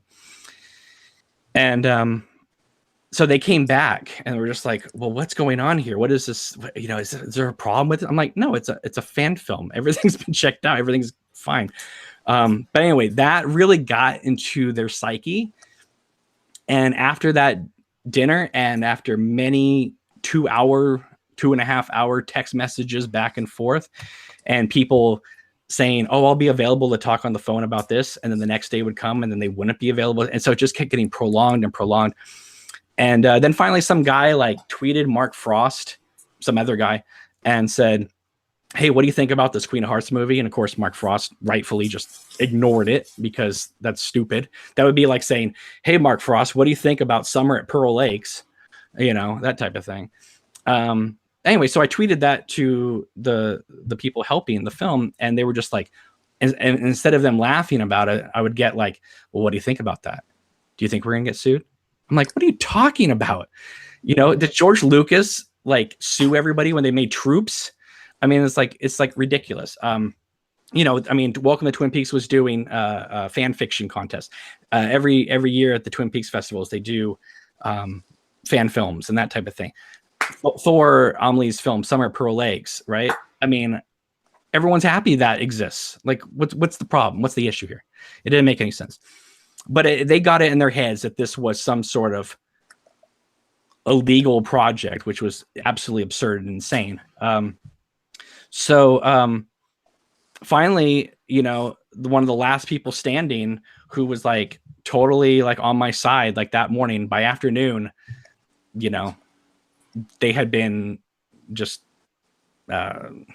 peer pressured out, and they just were like, I'm not comfortable with this, and I don't want to be a part of this, and da-da-da. I'm like, what do you, like, nothing happened. Like, how do you wake up one day and 2 days before, everyone's so happy to be like, I'm so excited to be working on this project and liking posts and hearting things and you know, praising this and that, to the next day of like, I want off this project, blah, blah, blah. I'm like, you guys, whatever. If you want to leave, go ahead, leave. I don't care.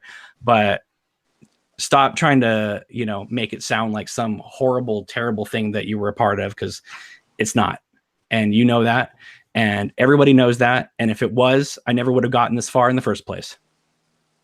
So anyway, you floated something to Showtime or to people involved with Twin Peaks and said, if there's a problem, let me know. And they said, there's not a problem, correct? I basically was told, like, you know, it's a fan film. Go for it. Right. Right. I mean, you're not making any money on it. And so didn't you communicate that to them and try to alleviate their fears with this potential lawsuit talk? Mandy, Mandy, did I do that? Well, I'm sure you did. I'm just why didn't they respond to that with that knowledge that you've already talked to the powers that be who gave a green light? Because at the last second they decided to believe what they wanted to believe. Right. And the person that told him this, I don't know what the affiliations were. I don't know if he like was helping with the Axonar thing or what. But I reached out to this person who, you know, is a big person in the Twin Peaks community. I'd never heard of him, but I guess he's friendly with a lot of people. So, and he never sent me a friend request, by the way. So he had no problem like scaring the hell out of everybody on my crew, but not reaching out to me and everything. So, So I contacted him and I said, listen, I've been told you have some concerns. I'm thinking to myself going, why am I even talking to this guy? But I'm trying to smooth whatever is out. I said, what are your concerns? And he wrote back basically saying like, I don't know anything about you or your project, but you know, I'm concerned that, you know, that you didn't do this, you didn't do that. I'm like, what? Anyway, and then he finally said, I've had issues with CBS before, so I'm legally not allowed to talk to you, which I thought was just ridiculous. So then I responded back saying, well, if you legally can't talk to me, then you legally can't talk to everybody else about the project, because we're all doing this thing together. Well, I'm sure that didn't rub him the right way. So, I mean, I don't know what happened from there, but it's just kind of interesting that everybody quit saying, well, I have this thing going on and this thing going on, when they didn't have that thing going on 2 days ago. But then when their friend quits, then they quit. And then you hear from, you know, the last couple people like, well, what about this? What about this? What about this? Like, what are you talking about? Like, none of this is even a thing. So anyway, it was very, very much a series of unfortunate events. It was also a coordinated thing. So, I mean, it is what it is. And again, like I was, you know, very mad that this person like kind of did the whole Othello thing by like, you know, telling them like a bunch of hogwash lies because they're jealous and petty that I filmed a trailer inside the Palmer house. But I don't know. At the same time, though, I'm also grateful for the person because he showed me how wishy-washy they could be. And if they were going to drop out like that because of whatever they think is true, which is not true, then I really couldn't depend on them to get everything else done then. You're lucky you weren't halfway through the filming when they did this. Exactly. And that's how I feel. So after all this, I just had a really bad day on Wednesday. I was completely gut-wrenched and heartbroken because I honestly, besides them working with me, honestly, I mean, let me just wear my heart on my sleeve for a second. I considered them to be really good friends. I had gotten to know them really well. I'd spent a lot of time with them. I'd spent a lot of time texting and talking with them over Skype and planning things out and that type of thing. So I felt really heartbroken that they just not only abandoned the project, but they kind of just turned their backs on me and wanted to believe the worst about me. So I just, I probably did, maybe the immature thing, but I just deleted everybody off Facebook, social media, deleted everybody that they knew. Because I just didn't want to see any posts and comments come across my feed. And there were friends of theirs that were in contact with me about playing a role in the film. I wasn't really convinced that they were right for the role, but I didn't have anybody else. So I was kind of entertaining it, like maybe. But after this whole thing like happened, I haven't heard from any of them either. So obviously they were only interested because their friends were involved, not because they actually wanted the part. So that's kind of a big bummer for me is the idea that it seemed like more people were in love with the idea of working on this film than actually putting in the work. They liked the attention. They liked the fact that they were in these like cool pictures or they were in a video and that people were like liking the posts or people writing articles about it or whatever. They didn't like the fact that, that they might have to, build a set or something like that. I don't know, but it was all truly unfortunate. It was truly sad. And it still isn't over. Every once in a while, I'll get a nasty text from somebody. So I'm over it. I've moved on. I'm trying to just keep going and forward in the direction. I've had a lot of support from people on Twitter saying, don't worry, you'll get through this. And because God knows we've already had a lot of uphill climbs in this last year. Besides everything else with the project, we had, how many times did our YouTube stream get yanked? Then we had to do the whole VidMe thing and all that stuff. It was Twin Peaks has been both a blessing and a curse too, because it's almost like the people who support you are the most loving, caring, supportive people out there. The people who do not like you are Bob. Or they're all Bobs. They're some of the most petty, nasty people you could ever think of, and they're in the same community. So that boggles my mind still. Yeah, it totally does. So anyway, I just want to throw this out there. I am not hoping this happens, but the team, obviously because they were helping me with the film, they have the script. And so I need people who are really supportive of this channel because you guys are part of Facebook groups and maybe you go on Doug Putt, I don't know, but just keep your eyes out because I wouldn't be surprised if somebody got mad and sends it to somebody who asks them to upload it somewhere.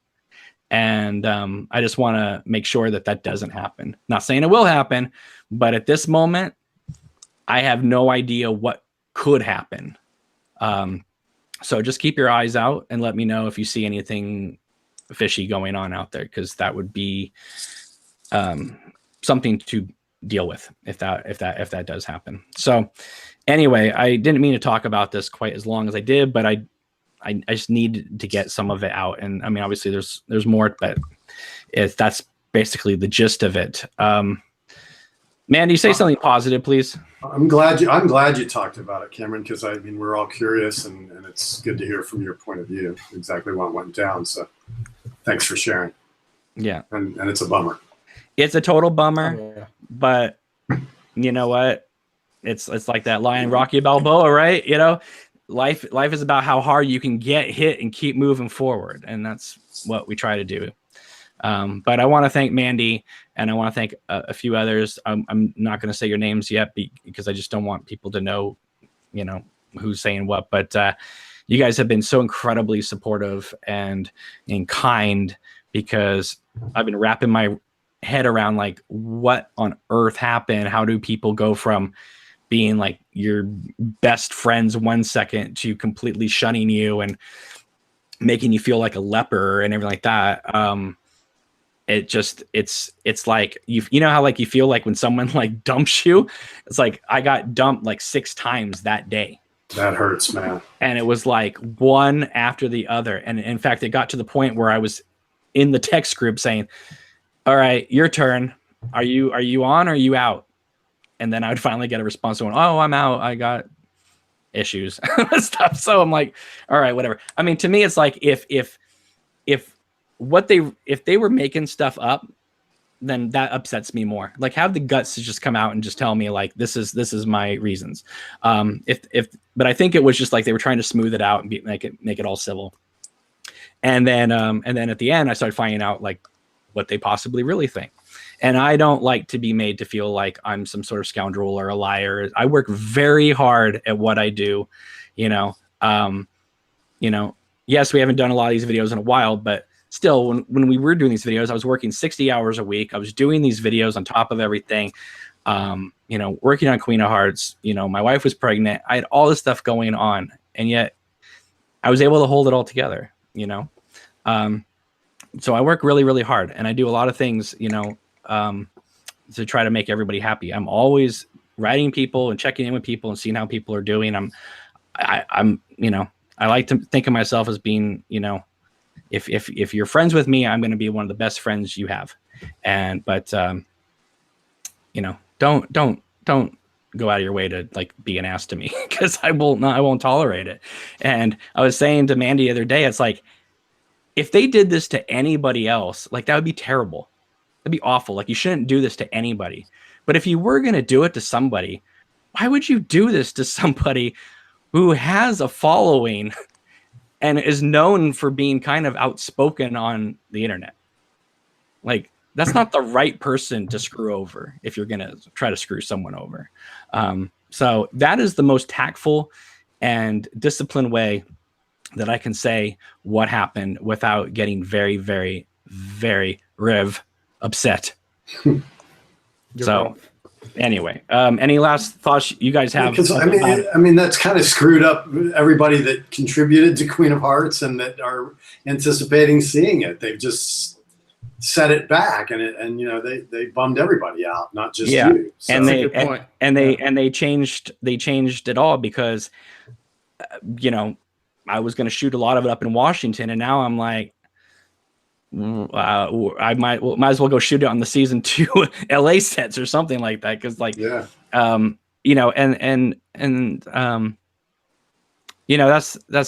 don't know. I mean, you just made me think of something and I completely forgot it now.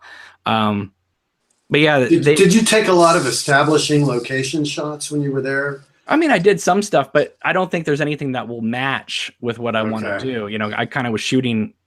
I was kind of practicing for shots and things like that. But yeah, I don't know. I mean, I was very proud. I was very, very proud of that last video. I had a friend that reached out the other day and they said, hey, you know what? No matter what, no one can take away from you the fact that you got to shoot Annie walking up the stairs at the Palmer house. And I was like, yeah, I guess that's true. Yeah. And it's too bad that Mary Reber, who's so generous, had to have some sort of hassle put on her, and she's just trying to be helpful and sweet. Exactly. And it wasn't like I knocked on her door and was just like, hey, can I film here? Like, we've been friends for a long time and that type of thing. You know what I mean? So she was doing a friendly thing for someone that we were friends. And, so you hate to see that now it turns into a hassle for her and people show up on her doorstep. Right. And that was the whole thing about Queen of Hearts for me, was that, a fan film that CBS and Showtime, it has affiliations with, the most you can raise is $50,000. Okay. Well, we raised half of that. And not even that, because again, if you take out the Indiegogo cut, really not. But at the same time, though, I've been very, very respectful of Showtime and Lynch and Mark Frost in this film, because yes, we posted about it. Yes, we talk about it on Twitter and Facebook, but nobody is tagging Showtime and Mark Frost and David Lynch and nobody, nothing official from the Facebook page. Like, we're not flaunting this in people's face. Like, oh, if you didn't like season 3, well, Queen of Hearts is going to be Twin Peaks, that type of thing. It's just a little fan film that I wanted to make that was going to cost a little bit more than I wanted to put my own money in. Everyone kind of came together and did this, and that was it. Right. And that's why I firmly think we've been left alone, because they know this isn't challenging us. This isn't Right. trying to outdo us. This is just a fun thing that the fans are doing together. And if there's one thing that I am the most upset about of this whole scenario, is that we had the greatest summer last year, I feel, at least online, with us talking about Twin Peaks: The Return. Then I decided, hey, you know what? Let's try to do Queen of Hearts. We all came together, all these people, all you wonderful people, all you people with YouTube channels and people in the chat. Some of you, like Carolina, and it would like come in from the chat and come into the videos and stuff like that. It was great. It was so much fun. And we got the money together. We're doing Queen of Hearts. Everything's great. And then a few people that I meet in late March that seem really gung-ho and interested just decide to then leave when it's convenient for them for whatever reasons, and then almost like talk to me like this is about them. Like, no, this is not about you. You know, you guys hopped on for about 6 weeks of this entire like 8-month thing. So I don't like the fact that like it was being turned around like it's their thing, it's their drama. No, it's not. I allowed you to come into this project. I brought you in. I trusted you. You betrayed that trust. You guys walked. Goodbye. This is not about you anymore. Right. And they need to know that. They need to firmly know that you're not involved anymore. So go away. And a lot of them have. But at the same time, though, you know, I just want to say that this is not about you guys. This is about my project, my film, all of you guys. Mandy, Joey, Hal, Danielle, Carolina, Frank, George, everybody who has come together to help Queen of Hearts. This is our film. This is our project. Yes, I'm making it, but when you saw that last video and you saw Annie walking across Ronette's Bridge, or you saw her at the Palmer House, didn't you think for like a second, like we won, we did it? There was a sense of pride, even though this is your thing. There's a sense of pride that comes with, this is happening because of everybody. Right. And that 10 minutes of video that I dropped was a giant thank you to everybody. Like, hey guys, this isn't the movie, but let's enjoy this. Let's have some fun. And that was the best thing, was reading all the comments of everyone just saying, thank you for taking us back to Twin Peaks one more time.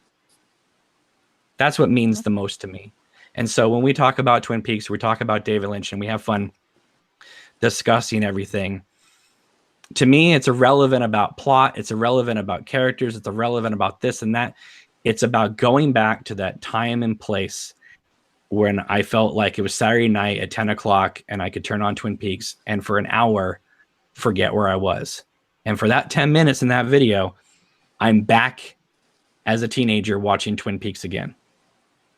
And that to me is the best thing. So, this project is about all of us, everybody in the chat, everybody on these videos.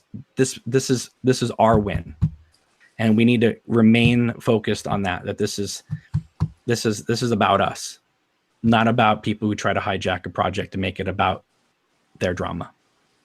So anything else you guys want to add before we go into the chat and take some questions? It's just not over.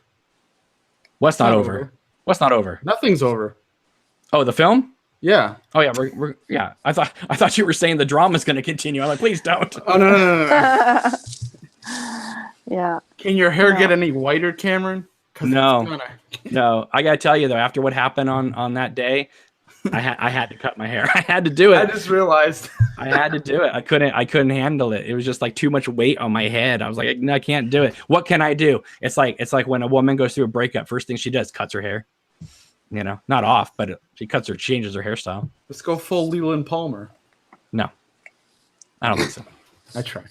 I don't think so. Mandy, listen, try to be courteous, but do you have anything you'd like to add to anything I said? Nope. No, you know what? The only thing I'll say is your last little monologue there was beautifully said. It was that was fantastic. You know, it's this whole thing has just been really unfortunate.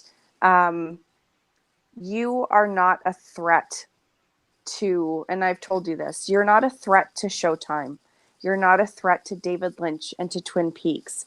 I think that they are aware of who you are. They've supported you by staying silent. They want to see what you do. They like your videos. You know that people on the crew were watching your videos while they were filming this show.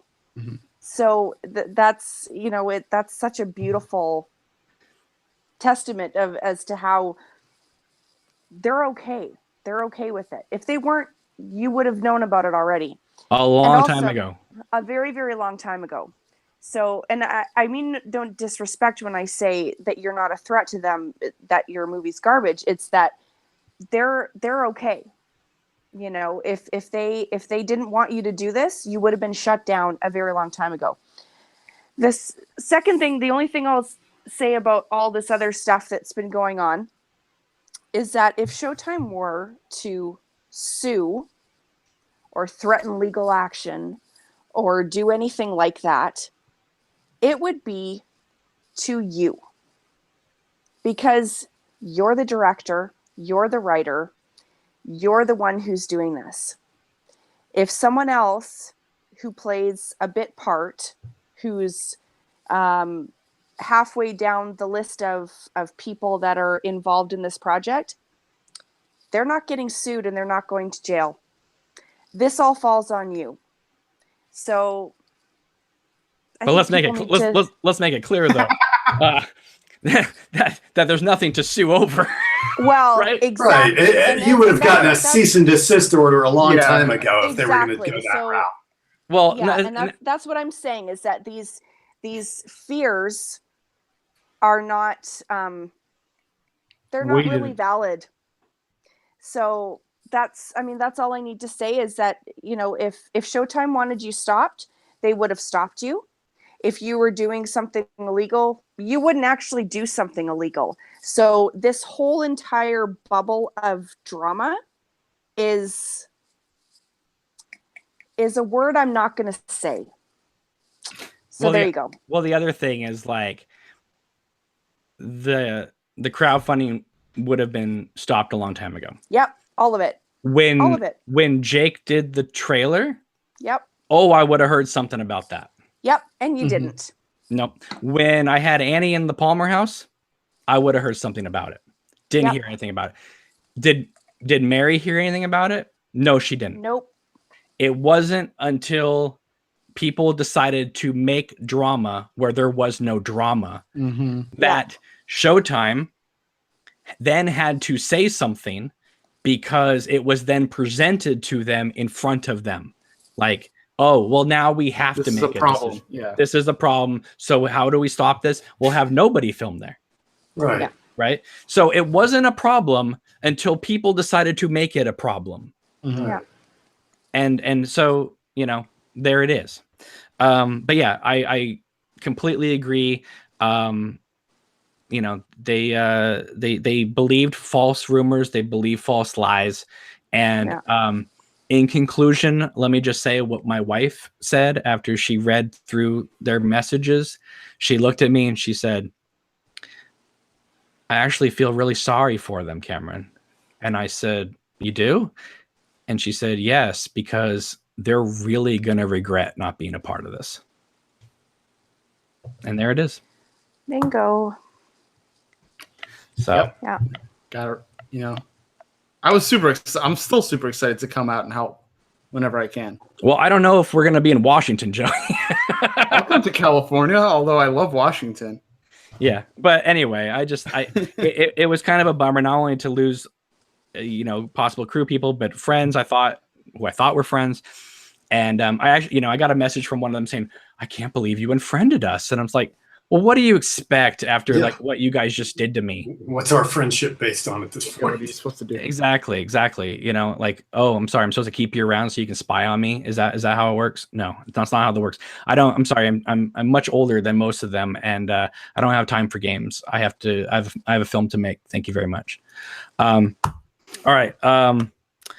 Let's see. I'm looking to see if there's anything else we need to discuss.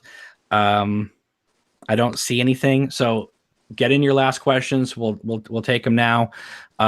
Make sure though, when you get your Amazon copy of Wild at Heart, you can open it and you can watch it.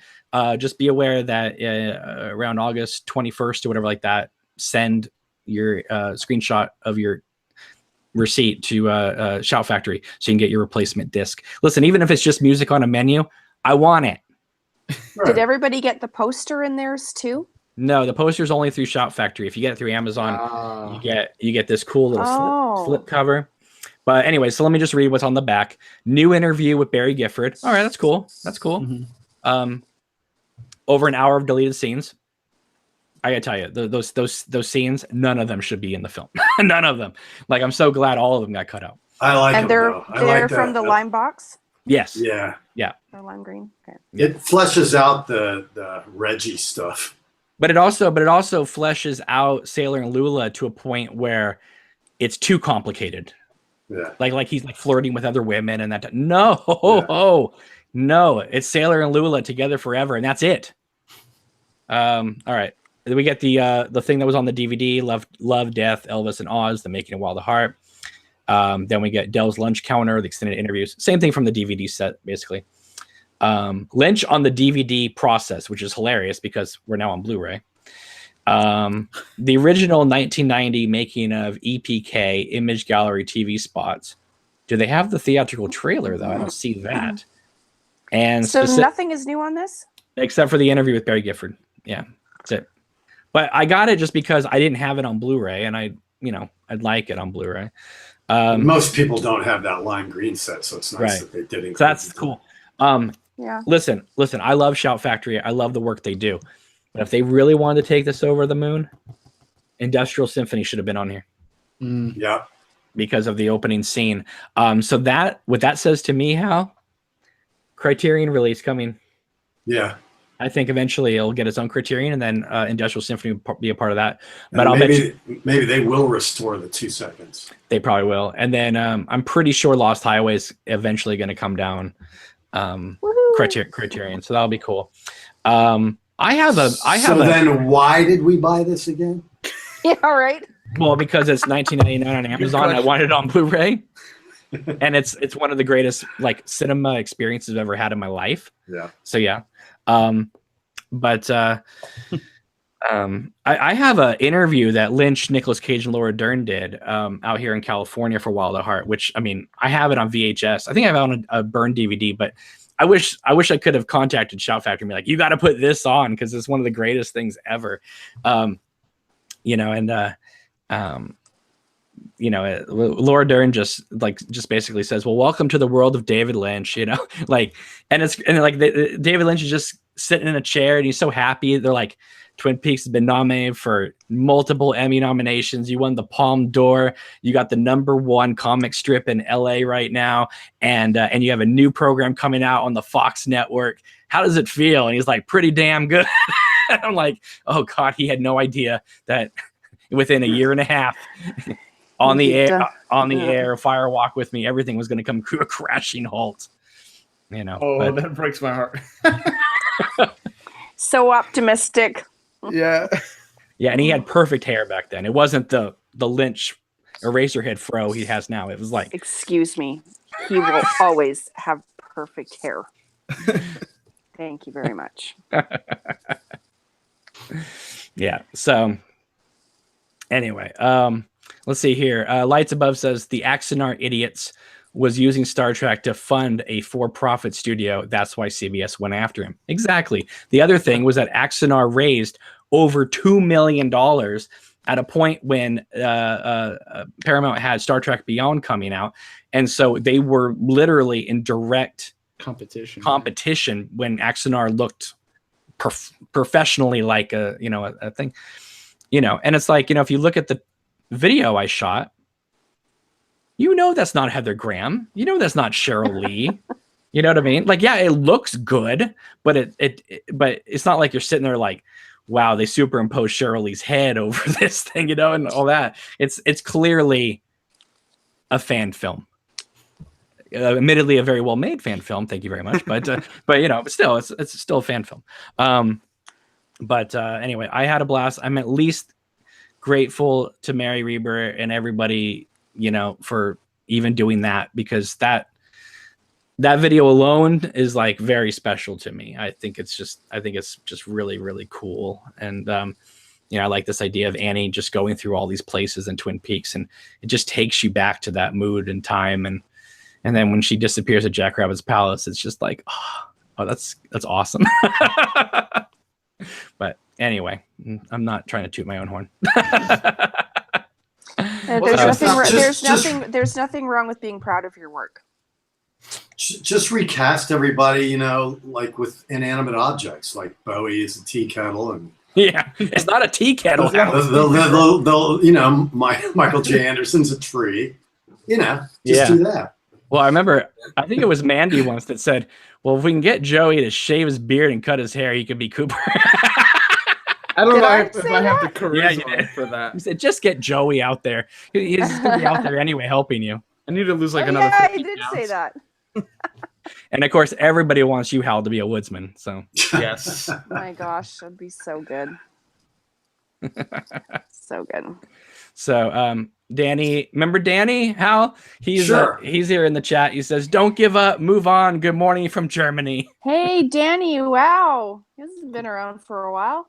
I know. I do see his posts on Facebook all the time, so that's great. And that was a great day, huh, Hal? When we had just like all these people, right? And we had the guy from Iran who had that awesome like cafe. Yeah. That was awesome. I mean, I gotta say, again, Twin Peaks, I love. But what I love so much are meeting all these wonderful people that I never would meet. I never would have met any of you guys if it wasn't for Twin Peaks. I wouldn't have met. Obviously, we wouldn't have met anyway if there wasn't no internet. But so thank you, internet. Thank you, Al Gore. Wow. Wilton says you should make the movie with Millie's dolls, all of it. Well, there you go. Like the Karen Carpenter story. Yeah. Oh my gosh, yes. Yeah, no, that's an amazing film, Hal. I gotta tell you. So amazing. Terrifying. You know what though? I like that idea, and but the only thing that concerns me is not the static shots, but the moving shots. Yeah. And I really don't know how to do things to scale, and I really don't. You know how long of a process it took to do The Nightmare Before Christmas. Like, I'm trying to get this done by a certain amount of time. I don't want to be like 5 years later still moving in his arm like half an inch. So trying to reach out to Wes Anderson. How do you do this? I want like a straight story, wild at heart shooting schedule. I do not want a Eraserhead shooting schedule 5 years. You know what I mean? Because by the time I get done with Queen of Hearts, season 4 will come out and completely obliterate my Annie storyline. So I have to come out with it before. Because then it comes out before, and then David Lynch does his Annie Blackburn saga. Then people can compare and contrast and say, oh, I like this, or I don't like this, or that. But if I come out after David Lynch's film, well, I can't do that because then I'm negating his timeline. Yeah. So it has to be done before he comes out. So I'm racing the Lynch Frost Showtime clock. So anyway. I think they'll probably give you plenty of time. I don't see them rushing to announce season 4. Yeah, no. Exactly. Let's see. Is there's anything else here? Let's see. Wilton says, I wouldn't feel cheated or offended if the film doesn't happen for technical constraints. Not that I'm hoping it fails. Don't get me wrong. I know how difficult it is. Oh, the film will happen. Don't worry. Oh, yes. I'm just saying that I may have to work around this and work around this a little bit more than I was expecting to, but it is what it is. You know what? If there's one thing, I remember when George was doing his like all night watch alongs or whatever. for season 3, and when Queen of Hearts hit the campaign goal, and he was just like, he was comparing me to Battle and Bud and saying that, like, oh, Cameron never let down, he just kept fighting until he got there and stuff like that. And but I couldn't have done it without the support of everybody else. You know what I mean? Like, if it was just me, like, there's no way I would have done any of this. So and that's cool you say that, because I always think of you as a pretty resilient dude, but it's nice that you say that the community buoys you up. So well, it's kind of that thing where it's like you excite the crowd, but this crowd excites you back. You know what I mean? Yeah. It's that like the feedback at a Grateful Dead show. They play, the crowd feeds back, and they play more, and exactly. It's a circle. And again, it's like, and that's why I like these live chats, because in many ways it's like, what do they say? Like the Doors, right? That if you found them on a good night, they were the greatest band in the world. But if you found them on a bad night, they were the worst band in the world, right? Yeah. And I think a lot of it is like, we can do these videos separately, but I love the chat, because the chat, you know how it is, Joey. It feeds us and it keeps us going. It's interesting. When I first started the Twin Peaks videos, I was doing them. I was editing them. I was just, recording them by myself. And then after I started doing them with you, I was like, okay. I started feeling that live thing. So that's when I started doing them live as well. Right. Well, I used to never do them live. I used to just upload them. But then it's just so much fun when you have like, when we did episode 8, how we had 500 people live watching us. And it's had 18,000 views. We couldn't even read the chat, Joey. It was moving so fast. I remember. That was truly the most insane thing. And then I was like, oh my God, is this what it's going to be like for the rest of the season? This is going to be amazing. And then, no, it wasn't. We had to go to VidMe, and it ruined the whole thing. Because like we were nearing 3,000 subscribers then. Yeah. And then we're over 3,000 now. We're barely over 3,000 now. But if we had continued that momentum all the way through, we would have been probably at 6,000 by now on this channel. So, but that was like coitus interruptus for sure. That was horrible. It was horrible. But there's only a few. There's podcasts and stuff like that out there, but there's only a few people still making YouTube videos and stuff like that about Twin Peaks. So, we were doing Twin Peaks videos long before season 3 happened. We're doing them after, because it never was. I'm not saying these people were, but just for me, it never was like just the trend. It wasn't like, well, this is the new show, so we're going to talk about Twin Peaks. It was like, well, we're talking about it anyway. So now we're going to talk about it. But if you notice, a lot of those people who came in for the return, they're all gone now. They don't talk about Twin Peaks anymore. So I don't know if they're talking about their stuff now or what, but it would be great to see them all come back and do hey, it's been on for a year, and see what they think about it too. Emma did one. She did a year anniversary. She did. Annie did. Yeah. I know Joey wanted to. That's why he's here tonight. Yeah, that's why we're doing this. It's. I thought it was important for us to come on and talk about this, because it was such a great summer, Yeah. Regardless of, Joey and I have our gear on, man. Oh yeah. Come on. My double R shirt. Exactly. Now you do know how, right? When they shot the pilot, it originally said 5,000. I know. Yeah. And then they added the 1 in there for the opening credits. Which is hilarious. I like the 1, because then everybody can think, hey, I'm the one. I'm part of the Twin Peaks population. I'm the one. You're the one. No, Laura is the one. Well, Laura's the one with a capital O. We're just the one on the sign. Yeah. Hey, what do you think? What do you think about that theory going around that Laura is the product of the Antichrist? I thought that was Trump. They said that they said if Bob and Sarah was Judy, if they created Laura and she's the one, then she's like Damien and the Omen. Well, all right, that's a discussion for another day, because. Do you believe it? Yeah. Well, there's a whole thing in the final dossier about like Judy and then the devil coming together to form this thing. You really believe that Laura Palmer is the product, is the devil? And that's all part of the first book, right? Where they were creating what did they call it? The something child. Yeah. Like Aleister Crowley occult stuff. Yeah. That's what I was thinking. And then I actually was thinking about the whole Laura is the one thing. I'm like, what does that really mean? But I'm still like kind of dissecting it because, it's such a vague phrase. Well, that's the thing. That's the thing about season 3.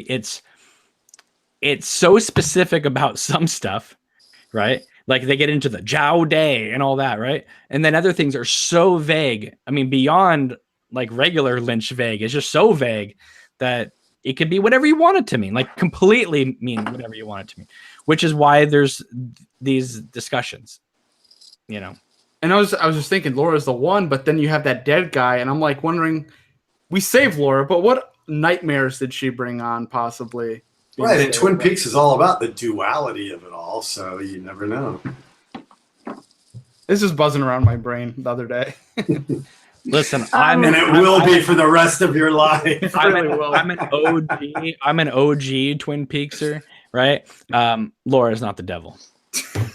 No. But Carrie Page is. Well, right. she yeah. And you know what the other thing is funny is that there's a lot of people they write these articles, these well thought out like complete thesis articles, huge 50 pages about fish or something like that in Twin Peaks. But it's funny though how people will just like take other things as just like canon, like right, you know what I mean? Like we're gonna analyze every little nitpick detail, but Hawk is right with the amount of diary pages. No, he's not right. And I've said it a million times. I'm not going to go into it again. But I'm just saying, like, why do people accept that explanation of how many diary pages, but they'll analyze and overanalyze and critique every other detail, but they'll leave that alone? Like, oh, Carrie Page, she's the last page. She's Carrie Page. She's carrying the page. It's like, oh my gosh. And it's like, no, Hawk is old and he lost count because there's a lot more pages than that went missing. And I love Michael Horse. He's one of the nicest people I ever met. But that character, as he's played in season 3, didn't. And they took out the Laura Palmer file. They should have known that there were, multiple more pages missing. Yeah. But so then I have to ask you your opinion on Bang Bang Bar versus Roadhouse, Cameron. Well, nothing was happier than the night when Jean-Michel answered Roadhouse, and he said it twice. Mm-hmm. And then when I was there in Fall City, the actual building is called the Roadhouse. So that's what it is. Thank you very much. But that was like one of the funniest controversies. People were like tearing at each other in the comments about that. Like, it's Bang Bang Bar. No, it's Roadhouse. It's like, you guys are crazy. Like, listen, I knew I was feeding into it by all just like saying it's Roadhouse. I mean, I firmly believe it's the Roadhouse, obviously, but I knew it was going to push those buttons. And it's funny because I met somebody when I was up in Snoqualmie who really doesn't like this show. And she said, you're so opinionated and you just slam your viewpoints into everybody's faces and stuff. I'm like, you do understand how YouTube works, right? Like, if you and I talk, she actually took the time to confront you and say that. Yeah, about your YouTube show. Yeah, and she said you said some mean things about my friends. I said, your friends? I'd never say anything about your friends. She's like, well, you didn't name them specifically, but I know who you were talking about. She goes, I have them saved. Do you want to see them? And I was like, that's quite all right. But I was trying to explain to her, like, yeah, if we're sitting at having coffee, I'm going to talk totally differently than I do on YouTube. Yes, this is me. But this is what John Waters would affectionately call what is that? Drag. It's like this is me, but this is amplified YouTube me. Yeah. Which is you talk in absolutes. You love something or you hate something. You can't. You know what I mean? It's hyperbole. Yeah. It's all about enjoying the conversation and stimulating people in a way so they write comments and they thumb up or thumb down, or it's a whole different thing. You don't, comedians when they're on stage, right? Like if you met them off stage, they're the same person. But when they're on stage, it's the amplified version because they're performing. And that's what we're here. Yes, we're having conversations. Yes, we're laid back. But I mean, come on, we are still a little bit performing. We're aware a camera is on us when we talk. So anyway, so I was trying to explain that to her. And I think she understood. But it was really funny. I got confronted by 2 people that day, same day, one who hated the show and one who loved the show. He came up to me on the street of Snoqualmie and he goes, "Are you Cameron from Obnoxious and Anonymous?"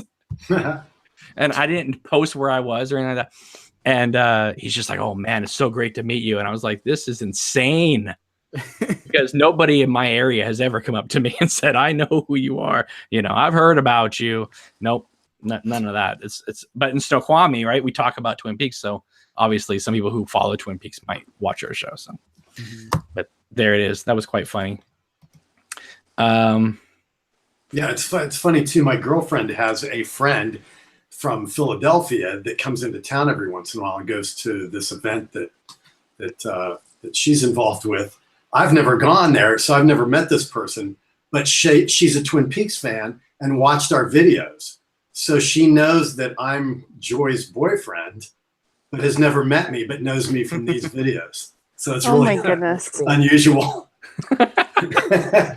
Well, it's funny because one of my wife's friends is, you know, she doesn't watch these videos either. And she stumbled across a podcast that I was a guest on.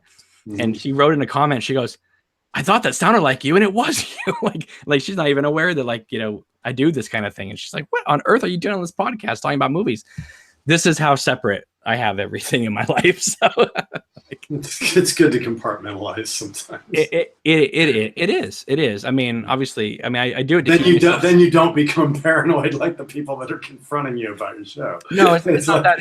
It's because I don't want my work life to come into the video life, and I don't want, you know what I mean? I totally know what you mean. Family life to coincide. It's just. I used to be a radio DJ, and I had that local celebrity thing going on, you know, and it would always weird me out. Like I'd be going through the drive-through ordering a chicken sandwich, and they'd be like, "Are you the guy on the radio?" Because they'd recognize my voice. and, you know, I always kept that separate. And all my friends, you know, if they'd start going, "Hey, dude, can you get me concert tickets?" They'd be acquaintances only. You know, I would never let my group of friends treat me that way, you know. So I get it.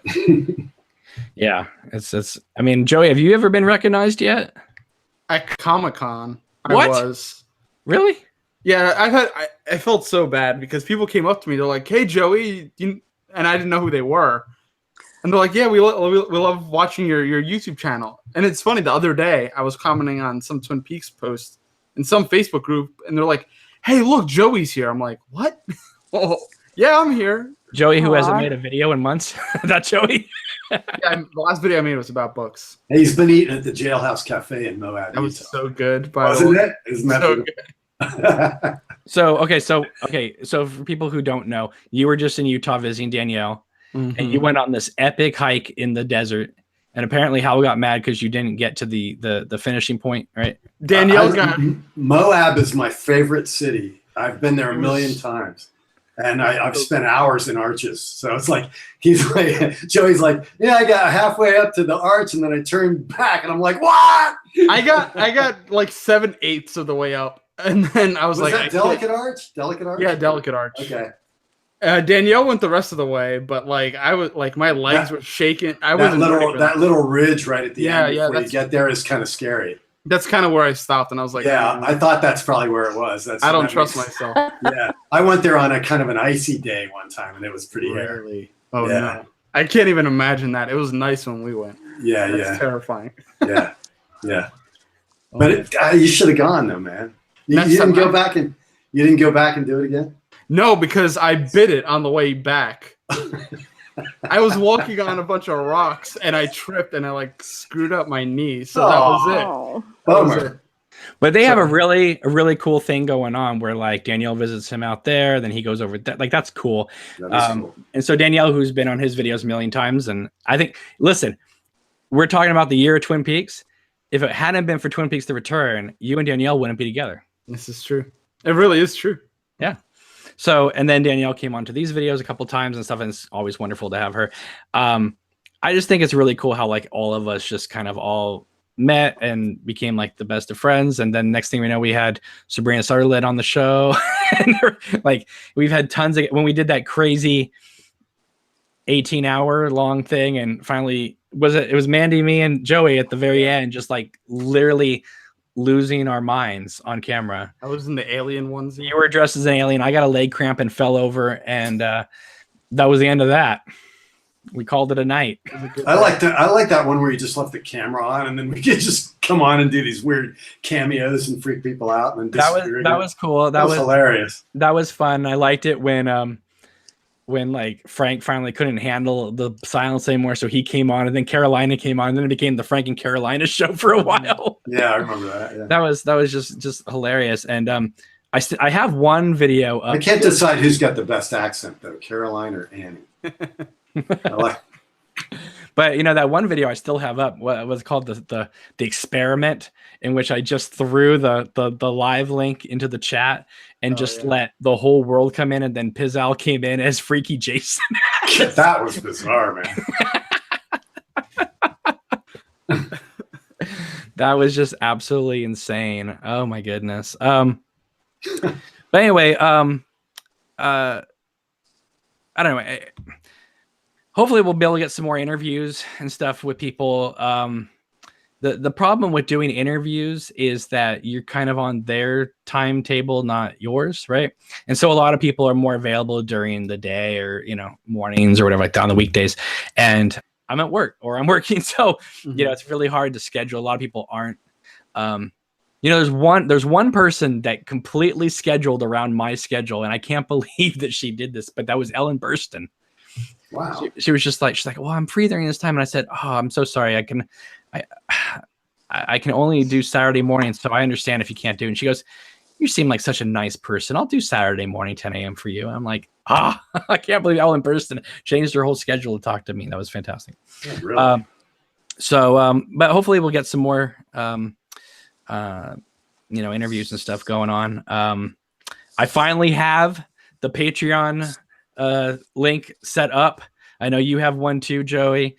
I've always had it kind of set up, but I never really had it, things written about it. You know what I mean? So now if you go onto our Patreon site, there's stuff on there. And I want to like kind of get that going, because I think it'd be really fun, because I want to do like contests and things like that. And we can like draw names, and a lot of fun from that. So check that out. That'll be in the description box below when it goes up. But anyway, I'm gonna start a Patreon. I'm just gonna say, can you just donate so I can kind of sit around and read books and watch movies and stuff? You know what I was thinking? Come on, fuel my lifestyle. You know what I was thinking of, which would be great, is if like a bunch of us all set up, like Annie did one, and a bunch of people, we all did one, and that we just had, like people just put $1 into every single one of ours. You know what I mean? So it's like, just $10 a month, and you help all the channels flourish. Just an anonymous crew. Yeah, and we could afford more cameras, more mics, and because honestly, I was talking with Mandy about this. It's like one thing I would love to do is be able to get enough that I can like go downtown and like rent like office space, so I could set up an actual like mini studio, and be able to do it like with a desk with multiple screens, and have like that'd be amazing. Three camera shoots. Yeah, exactly. As opposed to just in my spare office with my laser disc in the background. Have a director and a producer back there. No, but just because like I like some people on YouTube, they have like these computer, I don't know what they are, but they have multiple cameras set up, and they just with the push of a button they can dissolve and switch different cameras and stuff like that. Do you remember? Did you ever watch SCTV? I know you. Yeah, yeah. Remember Rick Moranis in the days before MTV? He would do the video DJ thing. Right. Do you remember that segment? I love that segment. He's like, record everything. Oh, Danielle's in the chat. She goes, "That was a beautiful hike." And 86. I can't believe you missed Delicate Arts, Joey. You were so close, man. I know. I felt so bad. One time I was up there, it was so beautiful. I was just spending hours. I would just sit there and stare at the arch. And it's interesting because you know, people go in the middle of it and they kind of look up at it, you know, and then they trot back out. Like when I was sitting there, some woman did yoga poses in the middle of the arch and stuff, and it was really cool. So it's always fun to just kind of watch it and see how people react when they go up and have their moment with the arch. You know? And then one thing that was really cool, this raven came out, because there's like ravens that nest up there and stuff. And this raven comes out and everybody's staring at the arch. And this raven just starts going, ah, ah, ah, just making all this noise to the point where people are like, take their eyes off the arch and start staring at this bird, you know? And it's just like, wah, ah, ah. It's like strutting around like, hey, this is my territory and stuff. And then it just goes and takes off right through the middle of the arch, man, and cruises away. And it was like, it's so beautiful, man. That's a moment. Yeah, it was really cool. 86 Maldora is screaming Freaky Jason. I guess I know people really want Freaky Jason to come back. I know it scared a lot of people the first time. But wonder how he'd react if there was gays for Freaky Jason. I don't know. Someone the other day said, "Oh, did you name your son Dale?" And I was like, "No, that's my dad's name, actually." No. Which is funny because like with my last name and stuff, it always was, you know, like Dale Cooper, that type of thing. But anyway, so no. But he's been doing really good. We've been going 2.5 hours. He's just been chilling. This is what I'm talking about. He's right there next to you, isn't he? Yeah. Oh wow. He's just chilling in his Twin Peaks jacket. He's made a noise like one time. He did really one little thing. You know, it's funny. It's like at nighttime, if he's even like, I mean, who knows? I mean, because you never know what's going to happen. But you know, sometimes if he's just kind of like a little bit awake, I just look at him. I go, I gotta get up in the morning. I gotta go to sleep. So if you're gonna cry, you gotta do it so low I can't hear you, because I got and he just stops. Like I just put it on YouTube or whatever. He just chills out with me, and I'm like, if you're gonna be like this as a kid, I'm all for kids now.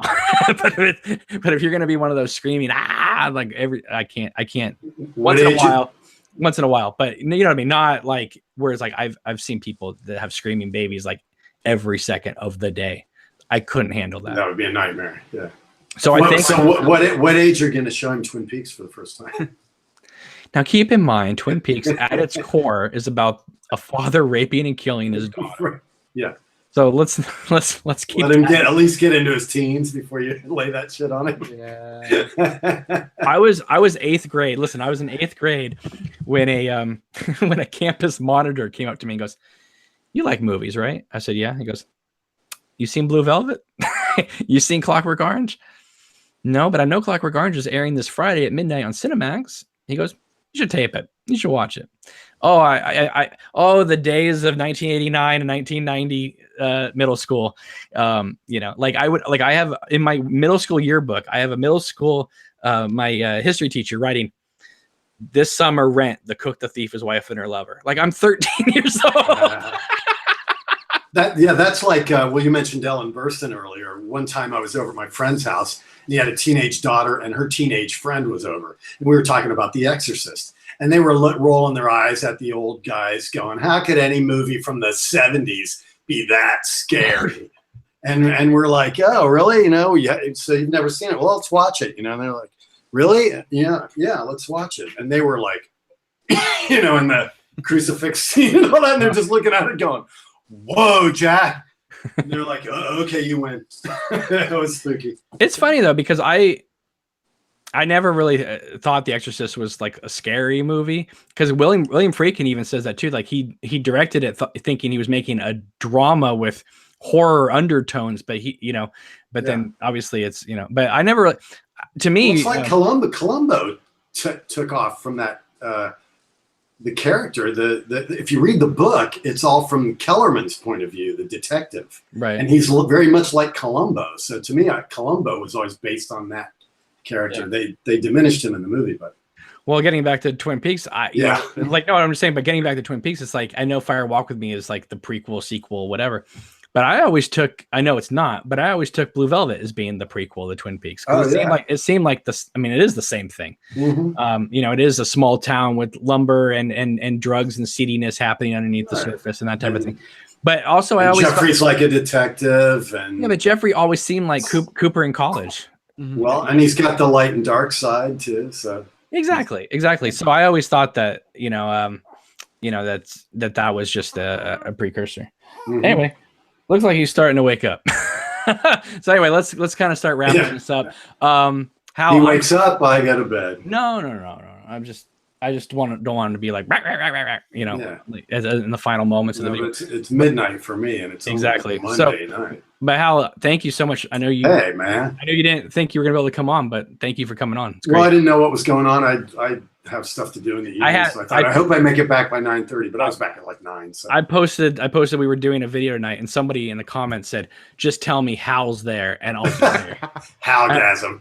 So I guess if someone else shows up, you're not coming. But then other people were like, "Oh my God, you guys are coming back! You guys were the best thing about last summer." So that to me is like the kindest things that I can, like seriously. I never set up this channel to be everyone's favorite Twin Peaks channel, but it feels good to feel that people like us that much. So. Yeah, I know it's always cool when I'm on here, even though it's weeks between them, that people are so kind in the comments and stuff. So yeah, sweet. Oh God, yeah. Sorry, just people are sending me funny pictures. Here's a picture of Reverend Al Sharpton with a statue, and he's got the lady like. Yeah, I love those memes with that lady, man. That's funny. That's funny. All right. So she's at the Martin Luther King speech, and, and it's like Obama and kissing his wife, and she's back there. Exactly. So Hal, I know you don't really do Twitter and that kind of thing, but if people want to find you on social media, where can people find you? Facebook, really. I'm just boring Facebook kind of guy. I can't believe you're still on Facebook. I thought you would be one of those people that quit after all that NSA stuff or whatever they were doing. I just, I don't get all, I don't get all involved in it. I do it. It's fun. It's like a playground when I'm into it. I just post silly shit. I don't take it seriously. And if somebody's looking up my ass, I don't care. I've got nothing to hide. I don't have kids, so it's like. Well, we got people in the chat here now talking about that. George says, "I don't have any kids, but I hope I get married someday. But with my track record, it doesn't seem likely." Oh. George, chin up. It's gonna be all right. Yeah. You kind of just have to get yourself out there if you are ready to get yourself out there. Start making Twin Peaks videos. Apparently that works. Yeah. So hang on one second, guys. You guys talk amongst yourselves for 1 second. I'll be right back. Well, the host bailed on us. It's our show now. Now what do we do? I know that awkward moment when we're trying to say goodbye, Yeah. and then it's like, I think maybe little Cameron had a dirty dighty. I do suspect this is baby involved. Yes, I'm sure. You know what's cool? I forgot to mention before that on June 3rd in New York, they're doing a Twin Peaks: The Return fan theories event at the IFC Center in New York. It's really random. Mark Frost retweeted it, and the tickets were $15. So I was like, I'm gonna go. Fan theories. What is it? Like a panel discussion? We're just talking about theories. I think that's what it's going to be. I don't know if they're going to have a showing too of something. Interesting. But it's going to be fan theories. Mark Frost retweeted it. It was $15. It's like at 11 o'clock on a Sunday morning, which is a little rough. But and you never went to that New York screening, right? Of the whole thing. Yeah. I didn't go to that because that apparently they needed tickets for that. I had no idea, but yeah. And Blue Rose #6 is coming out, I think, in the next week or so too. So that's kind of cool. It's a little something. So Joey, where can people find you and what's in store for your channel? Because I know you said you were going to come back hard and fast in May, and we're almost mid-May, and you haven't come hard and fast. Well, yeah, I'm gonna start posting more. I went on that little siesta to Utah, but everybody could find me Twitter, Instagram, Joey Pedras. Search that on YouTube, you'll find me. Did you go to Lynn Ottinger's Moab Rock Shop while you were there? No, we didn't go to that one. Oh, you should have gone there, man. We were going to. That guy has dinosaurs named after him. Really? Yeah, he discovered dinosaur species out there. He's 92 years old, but he still owns this rock shop. He's the coolest dude, man. All right, so where can people find you all over the internet? I'm sure everybody already knows, but we always have new people, Joey. So you have to act like every podcast is somebody's first. So Twitter at Joey Pedras, JoeyPedras, and it's that at Twitter, Instagram, and YouTube. So it's pretty easy. I have it the same and on everything. So check me out there. Cool. Mandy, what's going on with you? Nothing. Well, she came and she gave without taking. Yes, I did. I did do that, didn't I? I love that song. I like tear up when I hear that song. Isn't that weird? I don't know. I love it. It's beautiful. My mom has good taste, or she did in the fall of 1978. How many times? How many times did you listen to the David Boreanaz version? You know what? Only a couple. Okay. Only a couple. Yeah. Yeah. Season 2, episode 1. Lauren puts him on stage and makes him sing Mandy. Yeah, that was amazing. Yeah. So, anywho. Anyway, where can people find you on the internet? I'm at Jars Girl on Twitter. I'm at Jars Girl 2 on Instagram. And that's about it. If you want to send me hate mail, you can email jarsgirl@gmail.com. So, who hates you? Oh, let's not go there. Anyway. Do you frequent Twitter a lot? No, never. Oh. So never. So reach out to her. Super sorry. But her email will start ringing if you start sending her multiple messages. Yeah, right. Yeah. No, Steve's awesome. Steve's the only one who messages me on Twitter, and I do read them eventually, but I'm not very good at it. So Steve, it is not personal. I apologize. I'm just not a Twitter person. There's too much crap on there. But I love Instagram because I love pictures. That's and I love favorite. Insta stories and stuff. So are you following the Queen of Hearts on Instagram? I don't think I am, actually. Then you better. But I've got them on Facebook, and I see all the posts on Facebook. So yes, but we need support everywhere. And I will do that right after we're done this. Fantastic. And so that gives me a perfect segue to say, if you are on Instagram, make sure to check out the Queen of Hearts Instagram account. I'm not running it because I have no idea. I tried Instagram for 5 minutes and I said, I can't do this. Can someone else do it? And so I got someone else to do it for me. So, oh, jeez. I can't master everything. Okay. Joey, why aren't you doing stuff on Stardust? Is that your next thing? Stardust? Yeah. Stardust is an app where like people now review movies when they come out of the movie theaters, and it gives you 25 seconds to do a review. And then it gets uploaded into like a file, and then other shows like pull from that, and then next thing you know, like you're on like Entertainment Tonight or stuff like that. Like, let's look at the Stardust reviews of this, and then you might pop up. I'll have to check that out. I figured you'd like that. That sounds like something you'd be into. Stardust, yeah. Maybe. Yeah. Oh, I can plug my friend. My friend has a movie review show. It's called At the Show with Dave Bell, and you can find it on YouTube. But he just started it. He's got like 2 episodes out. It's pretty cool. So with the amount of attention that we've had now in the chat about girlfriends, marriage, and kids, I'm thinking maybe we should do like a dating family show. Where we just talk about our personal lives. No, but just like we'll do like a Dear Abby thing where it's like, send us your questions and we'll address it. We'll solve your problems. Dear Abby. You're dating yourself. Let's do hints for Heloise next. Okay. I'm sorry. That's just what I know. That's what I remember. All right. Too. You know, it's like we should set up a YouTube channel, Dear Mandy. That'd be amazing. Like, and then people write in with their problems and then you solve them. I would actually be very good at that. I know you would be. That's why I'm not bringing it up as a joke. Well, you said it like it was a joke.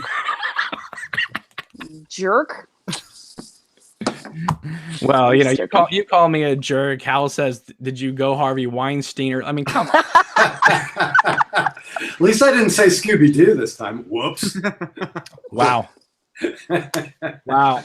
Oh dear. We already addressed Hannah Montana. Wow. Right. Yeah, and with that, Cameron, you know I love you, man. every once in a while on Twitter, like Steve will send me a Hannah Montana GIF and be like, "I'm here to brighten your day." Steve is the best. That's so funny. It's so good. Oh, George says, "No one hates you, Mandy," and he has a smiley face. Thank you, George.